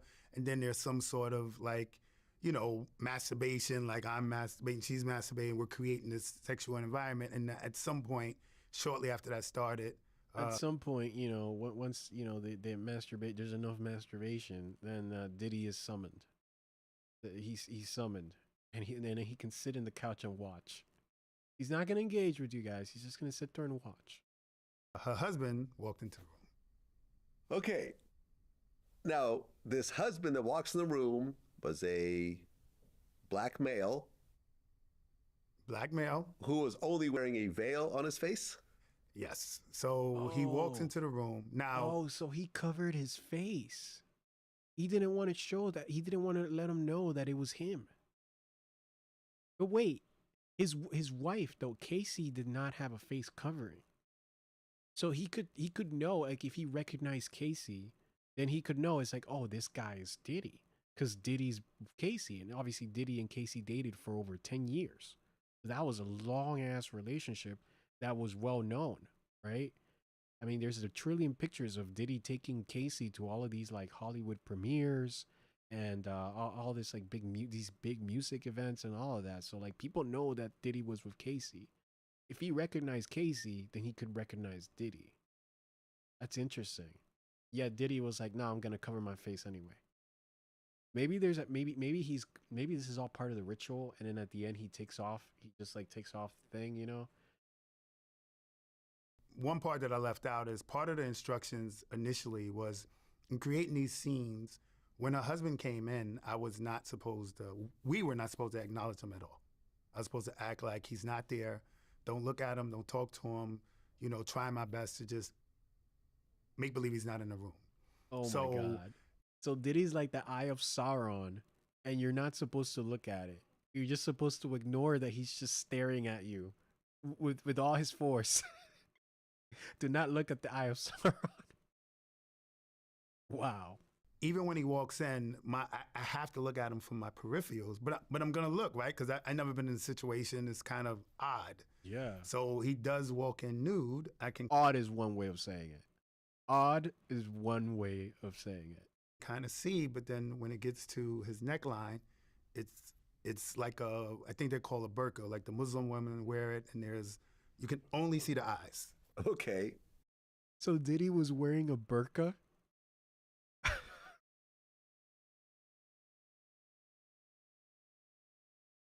They don't call them freak offs for nothing. So you got this naked guy in the room with you. You don't know who it is, though. I have no idea. He's not talking or anything else like that at this point? Not at this point. He just comes in. I notice in his hands a purple top. So I use Astroglide so I can kind of make out he had Astroglide. And across the room, there was like a table with a chair. So he kind of sat at the table in the chair, and he sat there, and he would get up and kind of walk side to side and pace side to side, which you could tell he was trying to get better visual angles. Right. Okay. What happens next? With the visual angles, he would start giving very subtle directions. But it was just more or less on viewing. Like the room was candlelit, so he would at times get her attention and tell her, "Hey, move the candle to the left, move the candle to the right, turn your body this way." And he never spoke directly to me, but it could be instructions. It's like Diddy was filming his own adult movie. But it's not even filming, because I don't think he was filming it with a camera. He's just like, it's like he's directing a set. You know what it's like? It's like he was like directing a ancient Greek like theater play. And it's happening there and it's happening in real time and there's real actors. And he's just walking around the set and saying, okay, baby, no, no, no. And he's not even saying anything. He's just like, oh, I guess he does say a little bit, but he's like, okay, baby, just like, okay, now perk up your butt. Yeah, and like, okay, now bend over. Yeah, okay, now turn around. You know? And then he's like getting all these like different angles, like he's a live viewer. Like, that's, I mean, shit, that's weird. For me to turn my body, for me to get in different positions. And so this went on about 20, 25 minutes. Eventually, he just got up and left the room. That was kind of like a cue for her to follow him. She left the room, and then she just came back and was like, that was great. It was perfect. That's exactly what we wanted.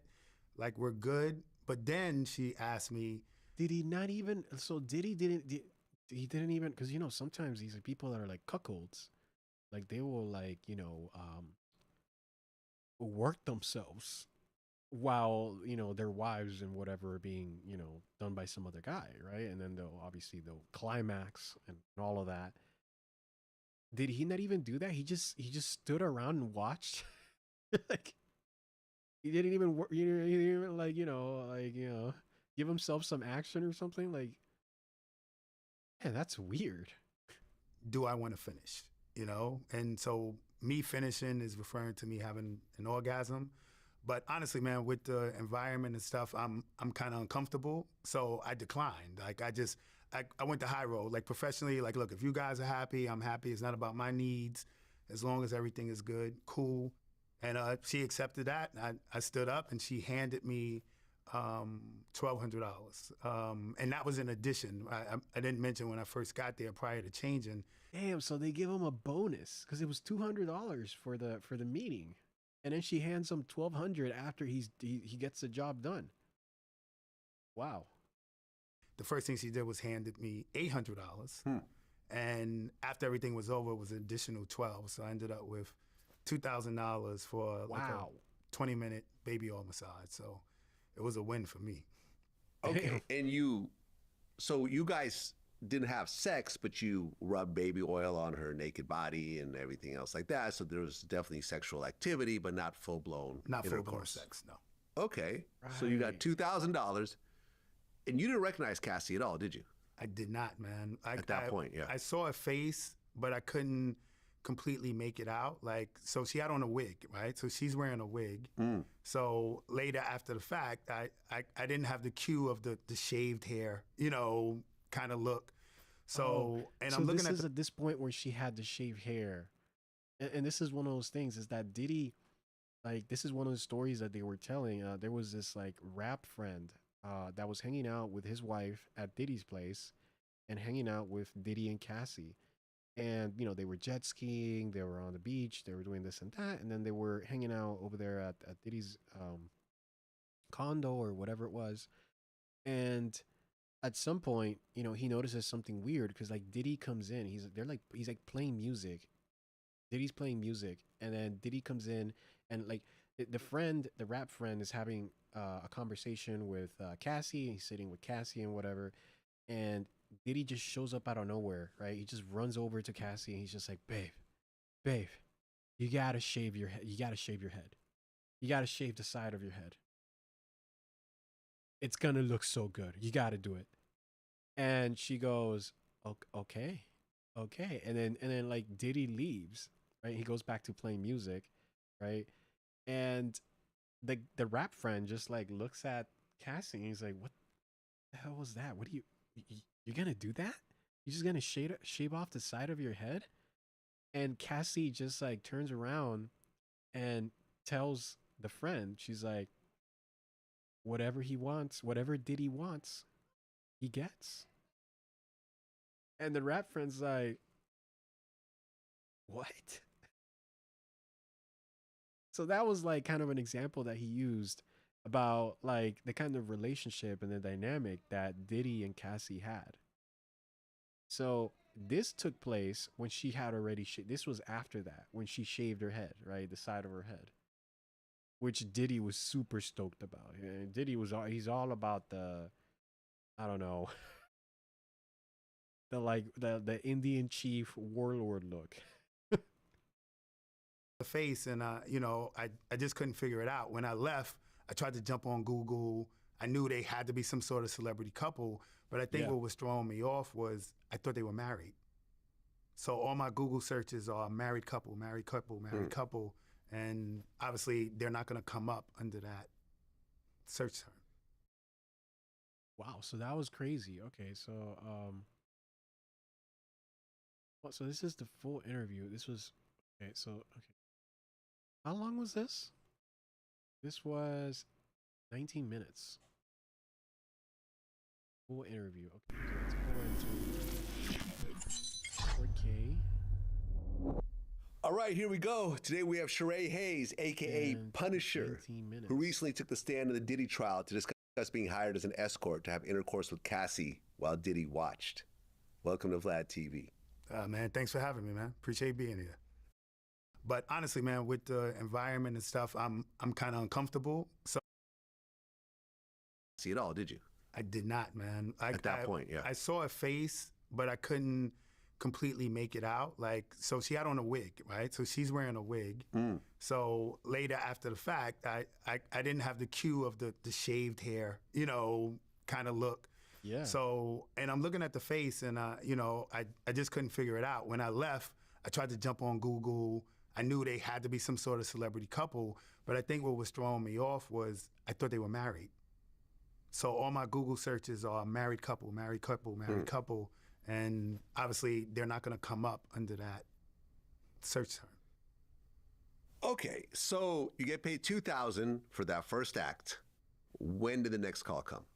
The next call probably was like months later. I wasn't even expecting it. She did say in the conclusion of that first one, hey, I'm comfortable with you. I would like to call you back, but it was when we're in town. So I don't know.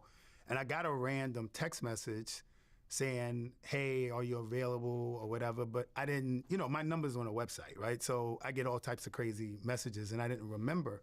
So I kind of asked, look, I don't remember who you are. Can you text me a photo? And then the person just cut communication. And then later that day, I got the number I had locked in from Janet, right? And she said, hey, that was my husband earlier that contacted you directly. This is us. Are you free? And then I ended up coming back. Oh shit. Okay, so that second session, what happened then? All the sessions were pretty consistent, man. Same thing, baby all play, but these led into. So Diddy definitely has, how they have like those adult movies where it's just like the lady's just applying oil and it's just about her applying oil. Like Diddy absolutely has a baby oil fetish. If every single one, if like he's bringing in this escort, right, / stripper, and every time that he's coming in, it's always about baby oil play. And it's just playing with the baby oil. Right? While he massages her and whatever. And that's all it takes for Diddy to go, yeah, man. Yeah, this is it right here. This is the best thing ever. Diddy absolutely has a baby oil fetish. There's a reason why Diddy had like 2,000 bottles of baby oil or whatever it was at his mansion when the feds showed up. Like there's a reason. And now we know. So it was clear that there was a interest in it. I knew this because there was always pre-conversation where I would show up like normal conversation, and then the conversation started happening of, are you tested? Do you go to the doctor? Like, I'm tested, I'm clean, I'm whatever. So I kind of know what that means, right? So I figured it's going to lead into sex. And it was very. Hey, Emma, what's up?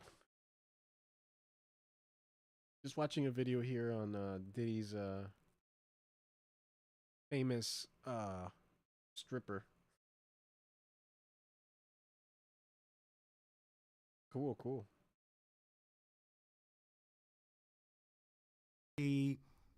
Systematic.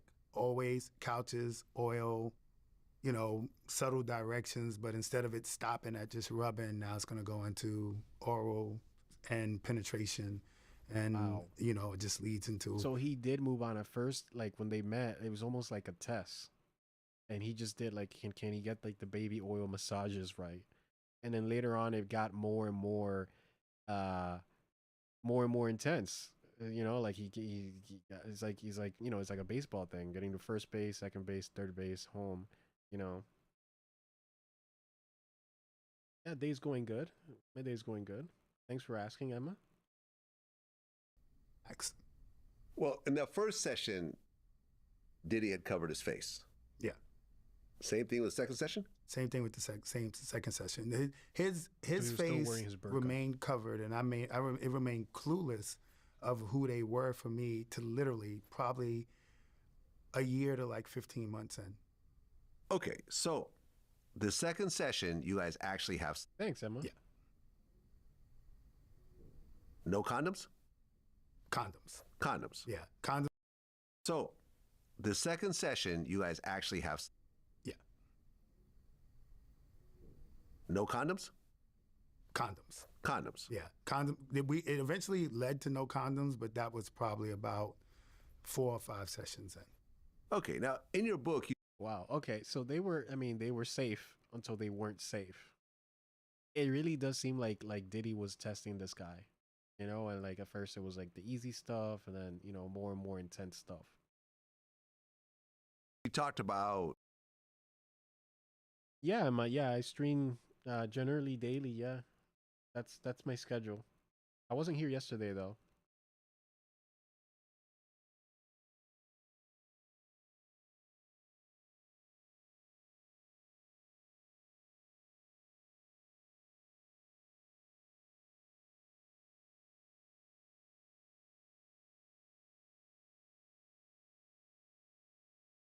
Yeah, just like you know, it's a wide range of things, but it's just commentary, gaming news, reacts, drama, politics, some popular culture stuff like this. Well, thanks, Emma. Appreciate that. Yeah, this is my second stream. And if you're interested, you can check out my socials. I have a YouTube channel too where I upload as well. I'm from the United States.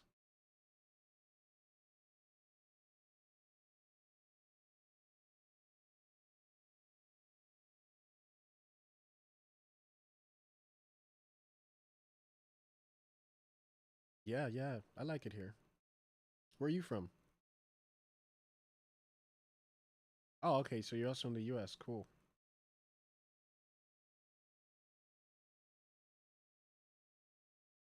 Oh, Virginia? Nice. Yeah, I've never been to Virginia.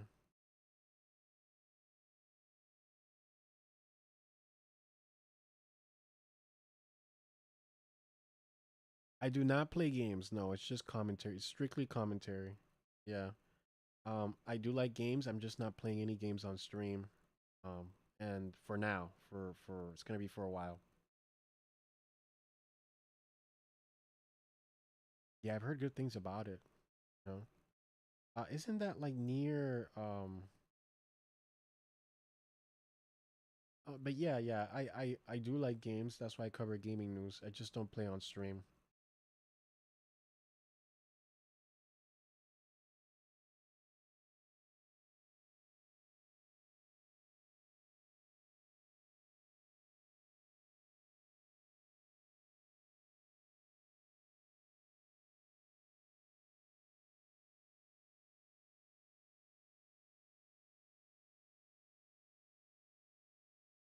Yeah, maybe one day eventually, like, but not right now.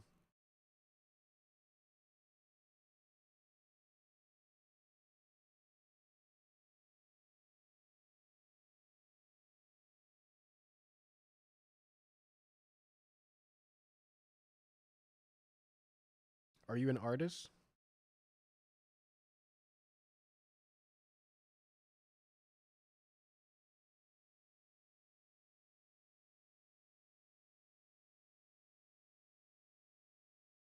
Yeah, I don't I am gonna have to like probably do some graphics for my stream, but I'm not right now. Like I don't really have any money to spend on any of that stuff. And I already have like an artist that I'm talking to. So yeah. But yeah, that's cool that you do art and stuff. Yeah, I just right now I'm just not really in the I'm not really able to procure those services.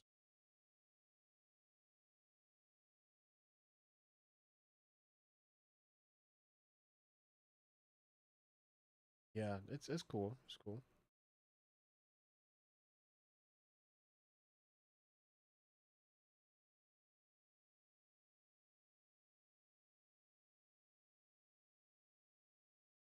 But yeah, just watching this video here on the Punisher, and you know, they're talking about like the Diddy parties and all of that. And this guy is one of the guys that was instrumental in kind of getting Diddy kind of off the hook because he was just very honest about his whole experience with it. Kind of dealing with erectile dysfunction and so forth. Yeah. So, and this is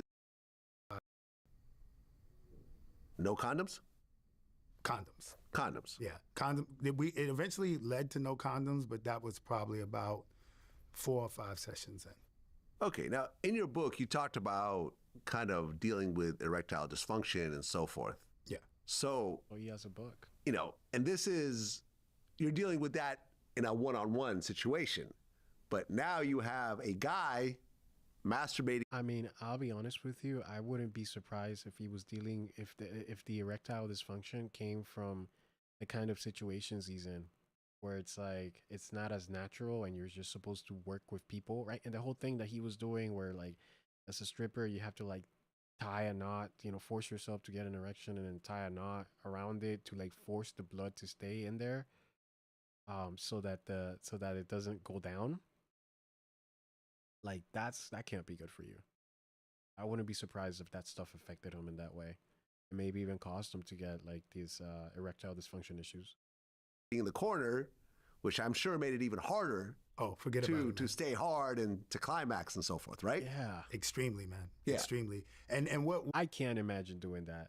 That shit would be so hard for me. Like just like having like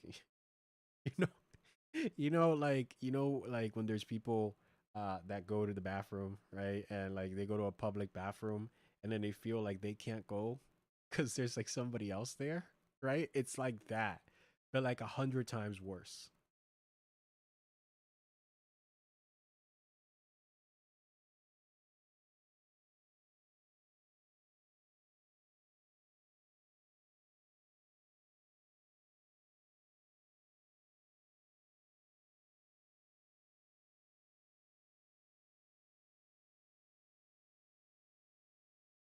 What was difficult about it too was it wasn't just a guy in the corner. It was directions. Like, right, he's like we're in the middle of trying to be in a state, and it's like, hey, move this to the left, and then she'll move it. Then no, further to the left. No, a little bit more. You know what I'm saying? So it's very directed to the point where I can't block it out. Like I have to acknowledge it, and so there's no way I'm pushing. It's like yeah, you can't. It's like when you're trying to play a game and you can't get immersed in it because there's always something that takes you out of it. That's my discomfort because it's there presently, and then obviously there's a part where he's pleasuring himself, like he's pleasuring himself, he's masturbating. So, and I can see this from my peripheral, so it's super uncomfortable, man. So I'm just over medicating. I'm taking every pill. Listen. If it was supposed to take 20 milligrams, I'm taking 80. Wow. Oh my God. Yeah, I probably could have gave myself a heart attack sometimes, man. Like, it was over the top. Okay, were you climaxing yourself or no? Well, so climaxing actually was mandatory. For you? Yeah. Oh, okay. Yeah, like these sessions had to end with me climaxing. Okay. Yeah, like so that was like part of the request. and it was a specific climax. I had to climax every single time in the outside area of her vagina. Oh, so you pulled the condom off initially and then just come on her. Yeah. Okay. On the stand, she said that guys would climax on her and she would take the cum and rub it on Diddy's nipples. Was this happening in your sessions? Well, so it is an assumption, What? right? So Guys would climax on her and she would take the cum and rub it on Diddy's nipples. Was this happening in your sessions? well, so it is an assumption, right? So Okay, I gotta hear her that one more vagina. time. Oh, so you pulled the condom off initially and then just come on Man. her. Yeah. Okay. On the stand, she said that guys would climax on her and she would take the cum and rub it on Diddy's nipples. Was this happening in your sessions? Well, so it is an assumption, right? So Oh my God. you know, obviously with the veil, there was a very deliberate attempt to hide his identity. Yeah. So they never had any interactions or even any outward conversation in my presence. So there was a routine where sometimes we'll be right in the middle of and he'll just stand up and walk out of the room. And she would take that cue and she would follow him out. So I did recognize, and you know, I mentioned it in my book, that it became a habit that we're having sex on couches with sheets. We started in towels. I would climax, but she would specifically leave the room without wiping herself, without doing anything to take care of the whatever I left on her. So I assumed that's when he popped up, because once I climbed up, he popped up, he left the room. She Right. So he finishes, and then like she just gets up with all the stuff and takes it over to another room where Diddy's in, and then Diddy does stuff to this stuff. Or she does stuff to Diddy with the stuff. Man. Wild. popped up, she followed him. So I'm assuming that's when the lathering, whatever went on, happened at that point.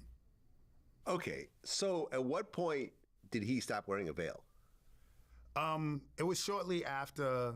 The way that I ended up finding out who he was and they were, because obviously in conjunction with each other, about the fifth time, we were in a hotel called the Essex House. And when I would arrive for the sessions, I would be waiting around a couple of hours. So in this specific time, they put me into an extra room in the hotel suite. And to kill time, I decided to watch TV. And this specific hotel had a welcome message, which was, so when I cut on the TV, it specifically said, Essex House would like to welcome Mr. Sean Combs. Oh. And I was like, whoa, like I was blown away. Damn. Right. Well, because Puffy is from Harlem. You're from Harlem. So it's hitting really close to home. Yeah, Plus, man. it's Diddy. Everyone knows who that is. Come on, man. I that's my era. Like I grew Yeah. up in that era. And I felt even more like a jerk, right? Because I literally followed him on social media. So for a year, like I'm not all the way into his post, but I followed him. Like he would pop up on my timeline from time to time. That's and I had crazy. no idea. The And guy you know that that you're it- following on social media is the guy that's like anonymously calling you in to be his stripper / escort. And then he's running around. This is the same guy that's running around with a burqa on, covering his face, so nobody knows it's him. Wow. Was Cassie up to this point either? I didn't recognize You it, didn't put it all man. together? Yeah, I didn't put it all together. Like Okay. I was aware of Cassie, but I mean, her hit song probably was Yeah, 2009 maybe. maybe even before that. Maybe 2005, you know? No, it wasn't 2005. Cassie. That Me and You. The song I was familiar with was the Me and You song. When was it? No, you're right. 2006. Yeah, yeah, so, you're right. No, yeah, you're so right. I Yeah. you know, it's years later. Yeah, you're right, actually. Okay, so now you see Sean Combs on the screen, and now your mind is putting the pieces together. And you're like, oh my God, this dude in the corner all this time was Diddy. Yeah. So this must be Cassie. Yeah. And now it all hits you. What did you think when you realized that? I'm definitely blown away. It all makes sense now, right? You know, some of the some of the one specific hotel we were in, the London Hotel, the suite we were in was so insane. I actually looked it up when I got out of there, and it was like 30 grand a night. So I'm like, all right, this makes 30 sense. 30 grand. But then I'm even more paranoid, right? Because, I can't validate none of this stuff or whatever. I'm going from what my thought process is. But growing up in Harlem, growing up at that time, there was always rumors about his, right? So that he was possibly gay or bisexual. exactly. Yeah. So now I'm worried about. Well, look, I don't want it to be a scenario where there's an advance. You know what I'm saying? Or something like, we got some extra money for you this time. Yeah. I'm not trying to get to take that literally, man. You know what I'm saying? So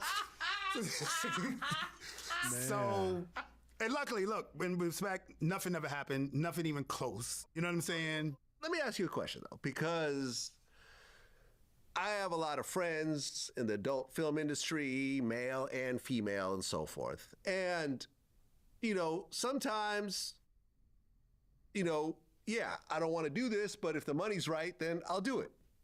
Right? So if, let's just say, Diddy said, listen, for $100,000, I want you to do something with me involved as well. Would you do it? I mean, look, bro, me and my friends, we play around with those hypotheticals. Like, yo, for $1 million, would you? You know what I'm saying? Whatever, man. Like, yeah, but this is Diddy, who actually has $1 million to spare. Yeah, but like I said, man, I'm a straight guy, right? Yeah. I'm not thinking of compromising myself. And honestly, in this situation, I'm not financially hurting, right? Like, I own a business. Like, I own the Brownstone in Harlem. Like, I'm turning down these things unless it works for me, right? Got it. I'm there. I'm not. The money's nice, but it also helps that is Cassie, right? Like, look at this chick. Like, I'm trying to can I focus here and not focus there? I wasn't being very successful at it, but it was just something to work. But it wasn't gonna be a scenario where I was gonna auction my manhood to the highest bidder. You know what I'm saying? Like, wasn't that part of it? Right, and you said that Diddy never joined in. Never. Okay. Were there times where you couldn't climax? One time specifically, but no, I did every single time. There was times I struggled because, if any guy that's over-medicated with these pills, your erection is not out of desire. It's literally a medical erection. Yeah. And you go numb, and it's really, really hard to climax. So one specific time, my blood pressure was probably through the roof. My face was flushed, and I literally had to drink a glass of ice water. I had to do some research, drink a glass of ice water to bring my blood pressure down, and I was able to make myself climax. But there was definitely times where it was hard to try to make that happen. Holy shit. Okay, well, at one point, the veil came off. Yeah, and it was shortly after me. I've never taken stuff like that, and I have no intention of taking it unless it's strictly necessary, right? Unless it's like you're broken without it, But like, man, I just, stuff is just, it sounds so uncomfortable. Seeing the TV, right? So I don't know if this is for certain, but it's already a year or something and the TV's on. I never say I know. Like, I just played a role. I'm still calling her Janet. You know what I'm saying? Like, but I guess they figured it out and it switched from a veil to a baseball cap. So he would just wear like a Yankee fitted? Yeah, butt naked. And that's it? Yeah. No Tim's on, nothing? I am, bro. First of all, I'm trying not to look below the shoulders. I got so you. I definitely ain't see what's on his feet. Okay. I'm playing with you. So now you got Diddy in a Yankees hat in the corner with his face showing. Yeah. And now you're realizing that you're sleeping with Cassie in front of him. Yeah. And then at one point, there's no condoms. Yeah, so all of this ironically happened in that same day. So this probably, almost every one of these encounters happened in a living room scenario. That same day in the Essex house, for whatever reason, we started in the living room and he suggested we move to the bedroom. So we end up in the bedroom, and this is the closest proximity he's ever been the entire time, because we're in the bedroom now, so he's kind of pacing the bed, like watching from bedside. And at some point, I'm performing oral on her. So, as a man, you perform oral on a woman, and when you finish, it's that transition from oral to penetration. Mm-hmm. So I finish oral, I pop up, she's kind of there with her legs open, and she starts to move her body. You all right, Evelyn?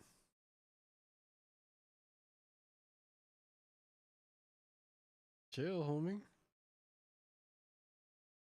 Asmon Smash. Yeah, yeah. I like Asmon. I think he's great.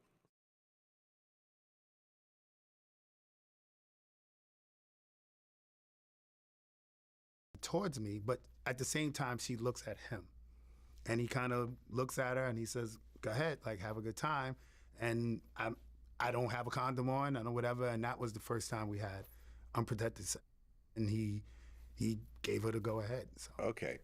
Wow. Well, I have to repeat what Cameron asked you. So at that point, he like really trusted him, I guess. How's the pussy? And I got to repeat what Cameron told me. So that day specifically, dude, I was petrified, bro. I couldn't feel anything. I could not, dude. That day, I went down to some shop in the village, and I got some 2,000 milligram pill called Trio Power Zen. You know, bro, I couldn't feel a thing, man. I couldn't feel a thing. I was really over medicated, just trying to have an erection. And that kills any sensation that I could feel. I was really numbed out. Yeah, so, that sucks. But if you orgasm, how did he even come though? He was like that. So you are obviously feeling a pleasurable act. Every orgasm I had to manually. Oh, really? Out. Yeah. So you never actually like. I never actually. I'm about to come and we pull out and bust. Oh. Damn. Every single time okay. we would stop, whatever this was, and it was like. That's how I told you it was almost like mandatory because it wasn't in the normal flow. Aha. It was finish the second part and then I would have to rub one out. And it was like a concentrated, like, you know what I'm saying? Like, I gotta get, you know, it was like that. Okay. That does not and sound fun this at all. whole time, you're not talking to Diddy at all, ever? Never had one word of communication. Was it still 2,000 every time, or would the numbers go up? It would. Sometimes it would be 12, sometimes it'd be 2,000. I don't know specifically why the number would vary. Mm-hmm. I initially went there for a $200 party, so I'm not negotiating, right? It's still $1,200 is still way more than I originally charged. So I kind of just showed up, and whatever she handed me at the end of the night is what I took. Yeah, man, 1,200 is like, yeah, for a night. I mean, especially back then, yeah. Okay. I took that. You said that sometimes these sessions would last multiple days? Not the sessions would last multiple days, but I would get called every few months. But that when I am called, it could be like, come Friday night, leave, come back Saturday night, leave. This is Diddy's stripper / escort. Sheree Punisher Hayes, and this is the interview that they had with him because he was like testifying for Diddy. Yeah, exactly. Yeah, $1,200 is and sometimes you get 2,000, you know, for a night. But obviously it was not a fun time for him. Come back Sunday night. Okay, so multiple days, but you would leave. Yeah. Come back. So let's say the sessions itself, the sex was always under an hour, but I could be there 4 or 5 hours because it was a lot of waiting around time. A lot of just, I'm here, and it's always these huge suites. So I'm like in a room somewhere, I don't know where they're at. And then she'll just come get me at some point in the wee hours of the morning. Were there drugs involved? I never seen any outward drugs. You know, just on a cordial scenario, every time I would come in, she would offer me a drink. She usually would have what I think is weed. You know, I'm not necessarily a weed smoker, and she would offer. I'm not a weed. So like I said, I'm not a weed smoker. I think one time I just trying to fit in, I might have took a puff, but nothing to get me under the influence, but I did not see any drug use. Okay. At any point, did you feel that... Diddy didn't sleep with him. Diddy would have him come in and sleep with Casey Ventura, which was Diddy's wife or girlfriend at the time. They dated for like 10 years. So, because he's into that stuff. Diddy would be like, hey, man.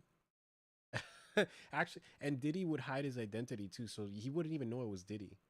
Like he would wear like a burqa and stuff like that.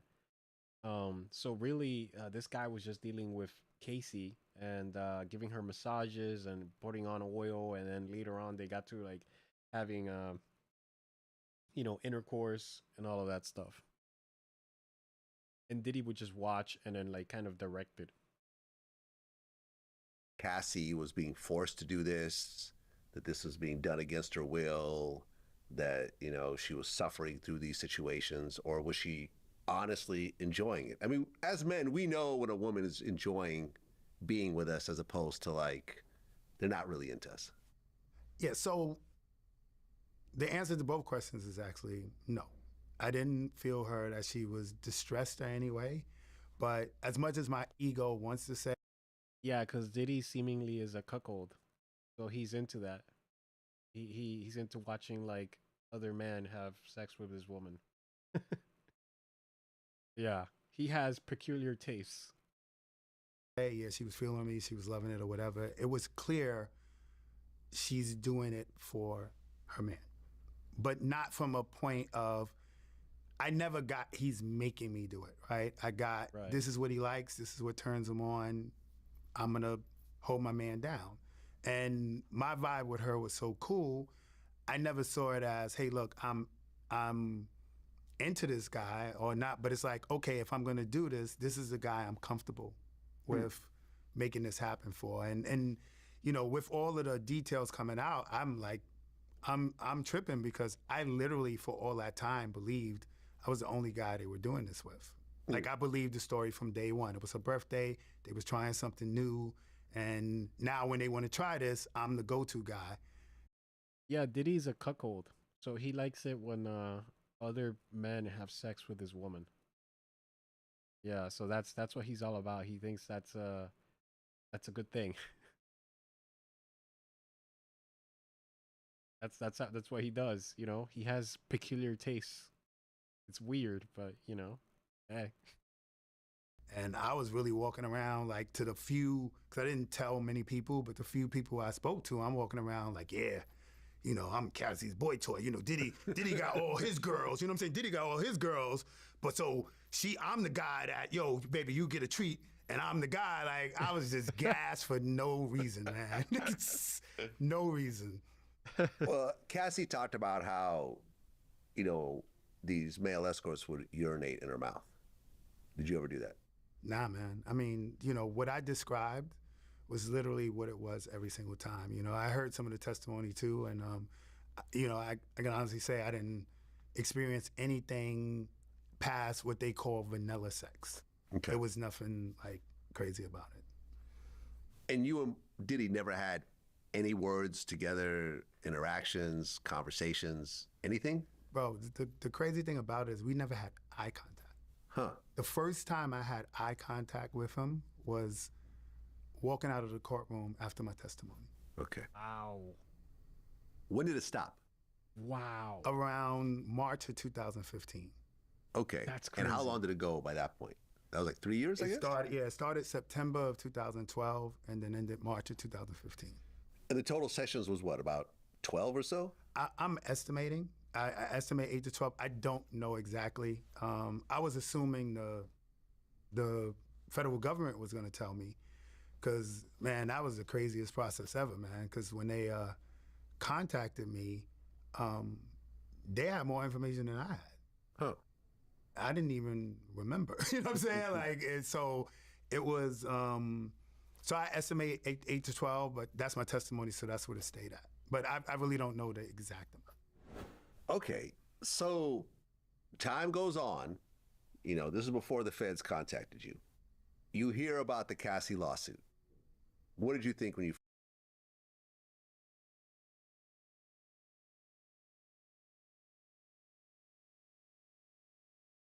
People got all sorts of weird tastes, man. Like you heard there, like apparently he was into watching his woman get peed on. So don't try to make sense of it. It's just people are weird. It is what it is, man. There's people out there that think that feet are hot. Feet. And hey, if you think feet are hot, hey, that's cool, man. You do you. But, everybody's different, I guess. I'm not surprised. first read it? So when I first, so I didn't dive into it, right? But I probably thought what every guy first thinks, right? And it's unfair, but this is what men think. You see a broken up couple and a woman files a lawsuit, and the first thing you think is money grab. Money grab. Yeah, exactly. So that's the first thing I thought. I didn't think twice about it, you know?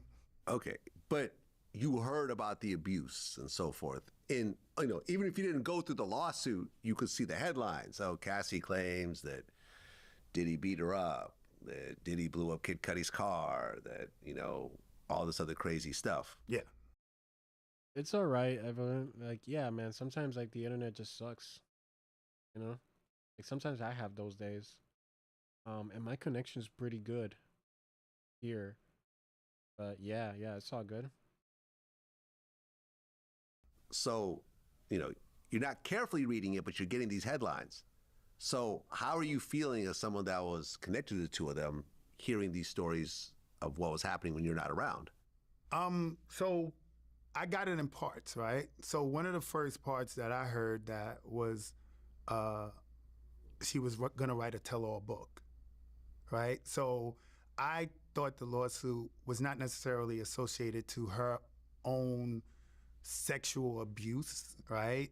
You know, obviously they had moments where he was physically abusive, right? But I'm not tying that into sex. And I'm thinking it's about, I know about crimes, Kid Cudi's car, you know, the embarrassment of just physical abuse, and you don't want me to write this book. Why can't he just watch Korn? Because I guess I don't know, I guess he doesn't think it's enough. I'd imagine it's probably because watching Korn is like, I mean, if he's into watching his lady do it with other guys, I don't see how watching Korn is gonna fix that, right? Because that's not, in the Korn, there wouldn't be his lady, right? So, yeah, but I'm not a cuckold. I don't have those tastes. So I don't know, but yeah. You know, so I still at this time didn't know, you know, the abuse and stuff that she went through on the level that was testified to. And I'm not a gossipy TMZ, like, ear to the media guy. So I was really kind of just into my own thing at that time. Well, yeah. I mean, after the lawsuit gets filed, a day later, he settles, which we find out was $20 million. And then you hear of a grand jury and possible criminal charges against Diddy. And then the video comes out in the hallway where you see Diddy basically beating her up like a man. Yeah. I don't know why it took so long for that video. Like, why didn't that video get released initially? You know? Because it was like the hotel. It was a hotel that was like, was filming it. I mean, it was just a camera at a hotel. Why did it take so long? It's weird. How do you process this? Here's this couple that you've been working for a few years. Everything seems hunky-dory and so forth. Oh, yeah, that's true. Yeah, he could marry. Yeah, that's a good idea. But I don't know. It seems like he liked being with girls that were of his business. Like, I think he was with J-Lo. Obviously, he was with this girl. They were both singers, you know, so it seems like he met his women in the industry, in the music industry. But now you're seeing Diddy really beat up Cassie badly. Yeah. What went in your head? So believe it or not, before the charges and all the videos and stuff like that, I had already been contacted by the feds. Oh, really? Yeah. Okay. I got contacted before any charges before. Okay. So what did the feds say when they contacted you? So they tricked me. They duped me, right? And I'm going to tell you how. Okay. I just get a call from my doorman that you got visitors. I have no idea who it is. I come down. It's two guys. You can tell they're law enforcement. And, you know, I run a club. So incidents happened in the club, right? So I'm thinking it's a club situation. And they say, hey, can we talk to you? I'm like, yeah, we can talk right here in the lobby. And they're like, well, it's in regards to Mr. Sean Combs. And I'm like, whoa, come upstairs. You know what I'm saying? They even started laughing. Follow me, man. So I bring them upstairs. And bro, I was really naive because my involvement seemed consented, right? Everything seemed cool or whatever. I literally spoke to them as this, hey, bro, I mean, I'm here, but I don't really have anything for you. And they kind of went along with that. Like, yeah, we're interviewing hundreds of people. We just got your name. It's no big deal. We just want to hear what was going on. So I'm thinking, I'm giving them my details. Like, yeah, I didn't see this. I didn't see that. Well, what actually happened? So like kind of what I'm telling you. Well, it was just regular sex. I would come through. This is how it would be. He'll be across the room. And I'm giving them this information on the assumption that they're just doing due diligence and I'm never going to be contacted again. Well, right. But to be fair, this is prostitution. Yeah, but to be fair, I'm knowledgeable, right? Statute of limitations, 5-6 years, right? So okay, yeah, I feel you. Yeah, I mean, so not that it's a done. huge deal, you know. I'm sure you're thinking, okay, whatever. Someone paid me to. Yeah, have so sex I'm with saying them. I'm thinking it could be other stuff, but not what I gotta say. Okay, you know what I'm got it, saying? got Like, Yeah. I'm thinking more of my own self-preservation, right? Like nobody wants to look. People talk trash about, yeah, I'll never testify, whatever this, that. Man, the feds show up to your house for real. You know what I'm saying? All right, let me see how you respond. You know, like that's crazy. Right. Okay, so the feds approach you, and then they don't follow. Well, I mean, I did say that there was drama. Yeah, but like, I don't know. The stream is just like usual going ons, like news. You know, and it's I guess you could say it's three things. It's gaming news, politics, and I guess four things: streamer drama / YouTube and stuff like that, and that online drama stuff, and then popular culture. I don't really do a lot of crazy like popular I mean, you know, I just like it's really hard to escape the Diddy stuff, you know. It's a very interesting story, and so I think it's good to cover it. I find it very interesting. But yeah, those are like basically the four pillars, I guess. I hate those men who sell their wife for their desires or do something to their girl that their girl don't want. I mean, yeah, and you know, to be fair, like the last one, the do something to their girl that their girl don't want. I mean, that's illegal, you know. So that's a crime. Obviously, crimes are bad, right? But I think that what makes it more complex is when the girl's like, actually, I'll do this, you know, and she's like, oh, if it makes you happy, I'll do it. Because then it's consensual. Like maybe she wouldn't do that of her own. Like if she was just with a, you know, like if she would never be all like, oh, I'm gonna go do this. But now that she's with this guy and she knows that this guy likes it, then she'll probably be all like, okay, well, I want to make him happy, so I guess I'll do those weird things he likes doing. And that's what makes it more, you know, I guess it's more of, it's I guess it's fine in that respect. You know, and the other aspect of it is that if it's consenting adults, then you know what are you gonna do? Like if they're both fine with it, they're both fine with it. You know you can't really stop other adults from doing what they want to do. But yeah, when it's not consensual, I think that's when it's a big issue.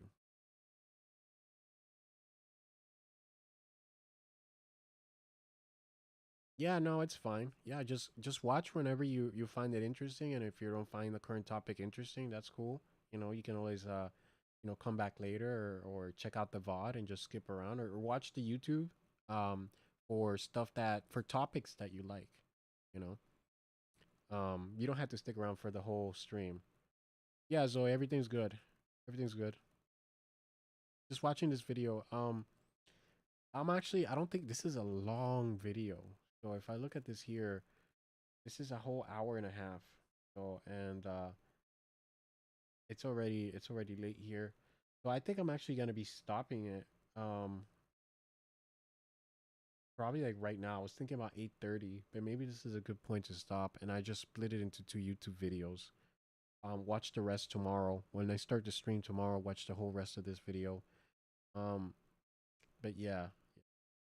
So, because I just been trying to get like, I don't want to be like streaming for like, I just don't feel like streaming for like 9 hours is a good idea, especially if I'm not playing video games. I think that's maybe a little too much for commentary and stuff.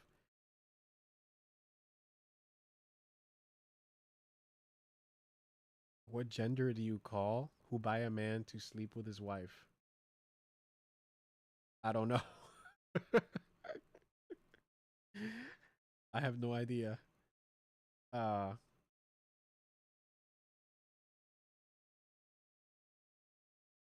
But yeah, I think I'm gonna stop the stream here.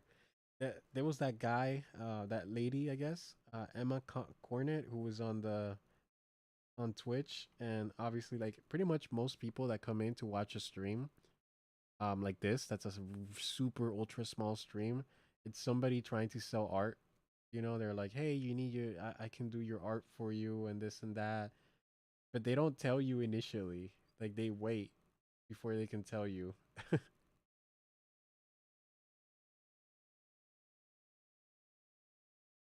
Oh, that's okay. That's okay. My for this YouTube channel, I'm okay with, like, if there's, like, you know, like, I don't know. I don't think it's gonna be a big deal that, like, Diddy and all of that stuff is. I don't think it's gonna be bad to cover. Um, yeah, yeah. I saw that you banned him. Yeah, he had, like, it was like, yeah. It says here 23 messages. At first, it seemed like he's a regular person, and then he's just there to sell art. Yeah, that's exactly it. It's like, you know, like, they had those people that would come in and, like, knock on your door and they're just trying to sell something. And you get excited. It's like, oh, who's at my door? I wonder if it's one of my friends or this and that. And it's just, no, it's just somebody trying to sell you their stuff. So yeah, but I thought that's where it was gonna go. Especially how he kept saying the stream was so good. He's like, you're a really good streamer. It's like, uh-huh. Okay, this is only my second stream. I'm just learning as I go here. But yeah. And thanks for watching, Evelyn. If you don't know Zoe, Evelyn was the first person who, like, followed my stream, and I think he was the first person that watched my stream. So I didn't get scammed. It was just somebody in chat, on the Twitch chat, that was trying to sell art, but I didn't, you know, buy or anything like that. Sure, sure. But I gotta hop off for now. And I think what I'm gonna do is I'm gonna turn this whole thing into 2 React videos, maybe, because it's just really long, man. 1 hour and a half. That's a lot. Maybe 3 React videos for this topic. I did a Diddy video on YouTube, because I was that yesterday? Yeah, it was. I think it was yesterday or the day before yesterday. I did a stream on Diddy, covering some of the stuff, and that did really well. My YouTube is mega tiny too. And thanks, Zoe. Yeah, I appreciate that. My YouTube is mega tiny, but, like, that video has been the most successful video I've done, and it's not a lot. It's only a couple hundred viewers, a couple hundred views, but it's the most successful one. So I'm really happy about that, because I spent some time editing it, even though I didn't edit, like, everything, because I can't, because of my wrist. I did spend some time editing it, and that's what I plan to do. I plan to just, like, stream and then, like, grab some bits and pieces from the stream and then upload it to my YouTube, and then gain an audience that way. And I think it's gonna go well. I just gotta, obviously, I'll get better at doing this as time goes on. But thanks, Zoe, for moderating, and thanks, Evelyn, for hanging out. And I will catch you guys on the next one. Peace. My Kick channel is mega tiny. That one is also, they're all mega tiny. Everything is mega tiny because I'm just starting out. Yeah. But I will catch you guys tomorrow, or whenever you guys I'll be on tomorrow, so whenever I see you guys next. Peace.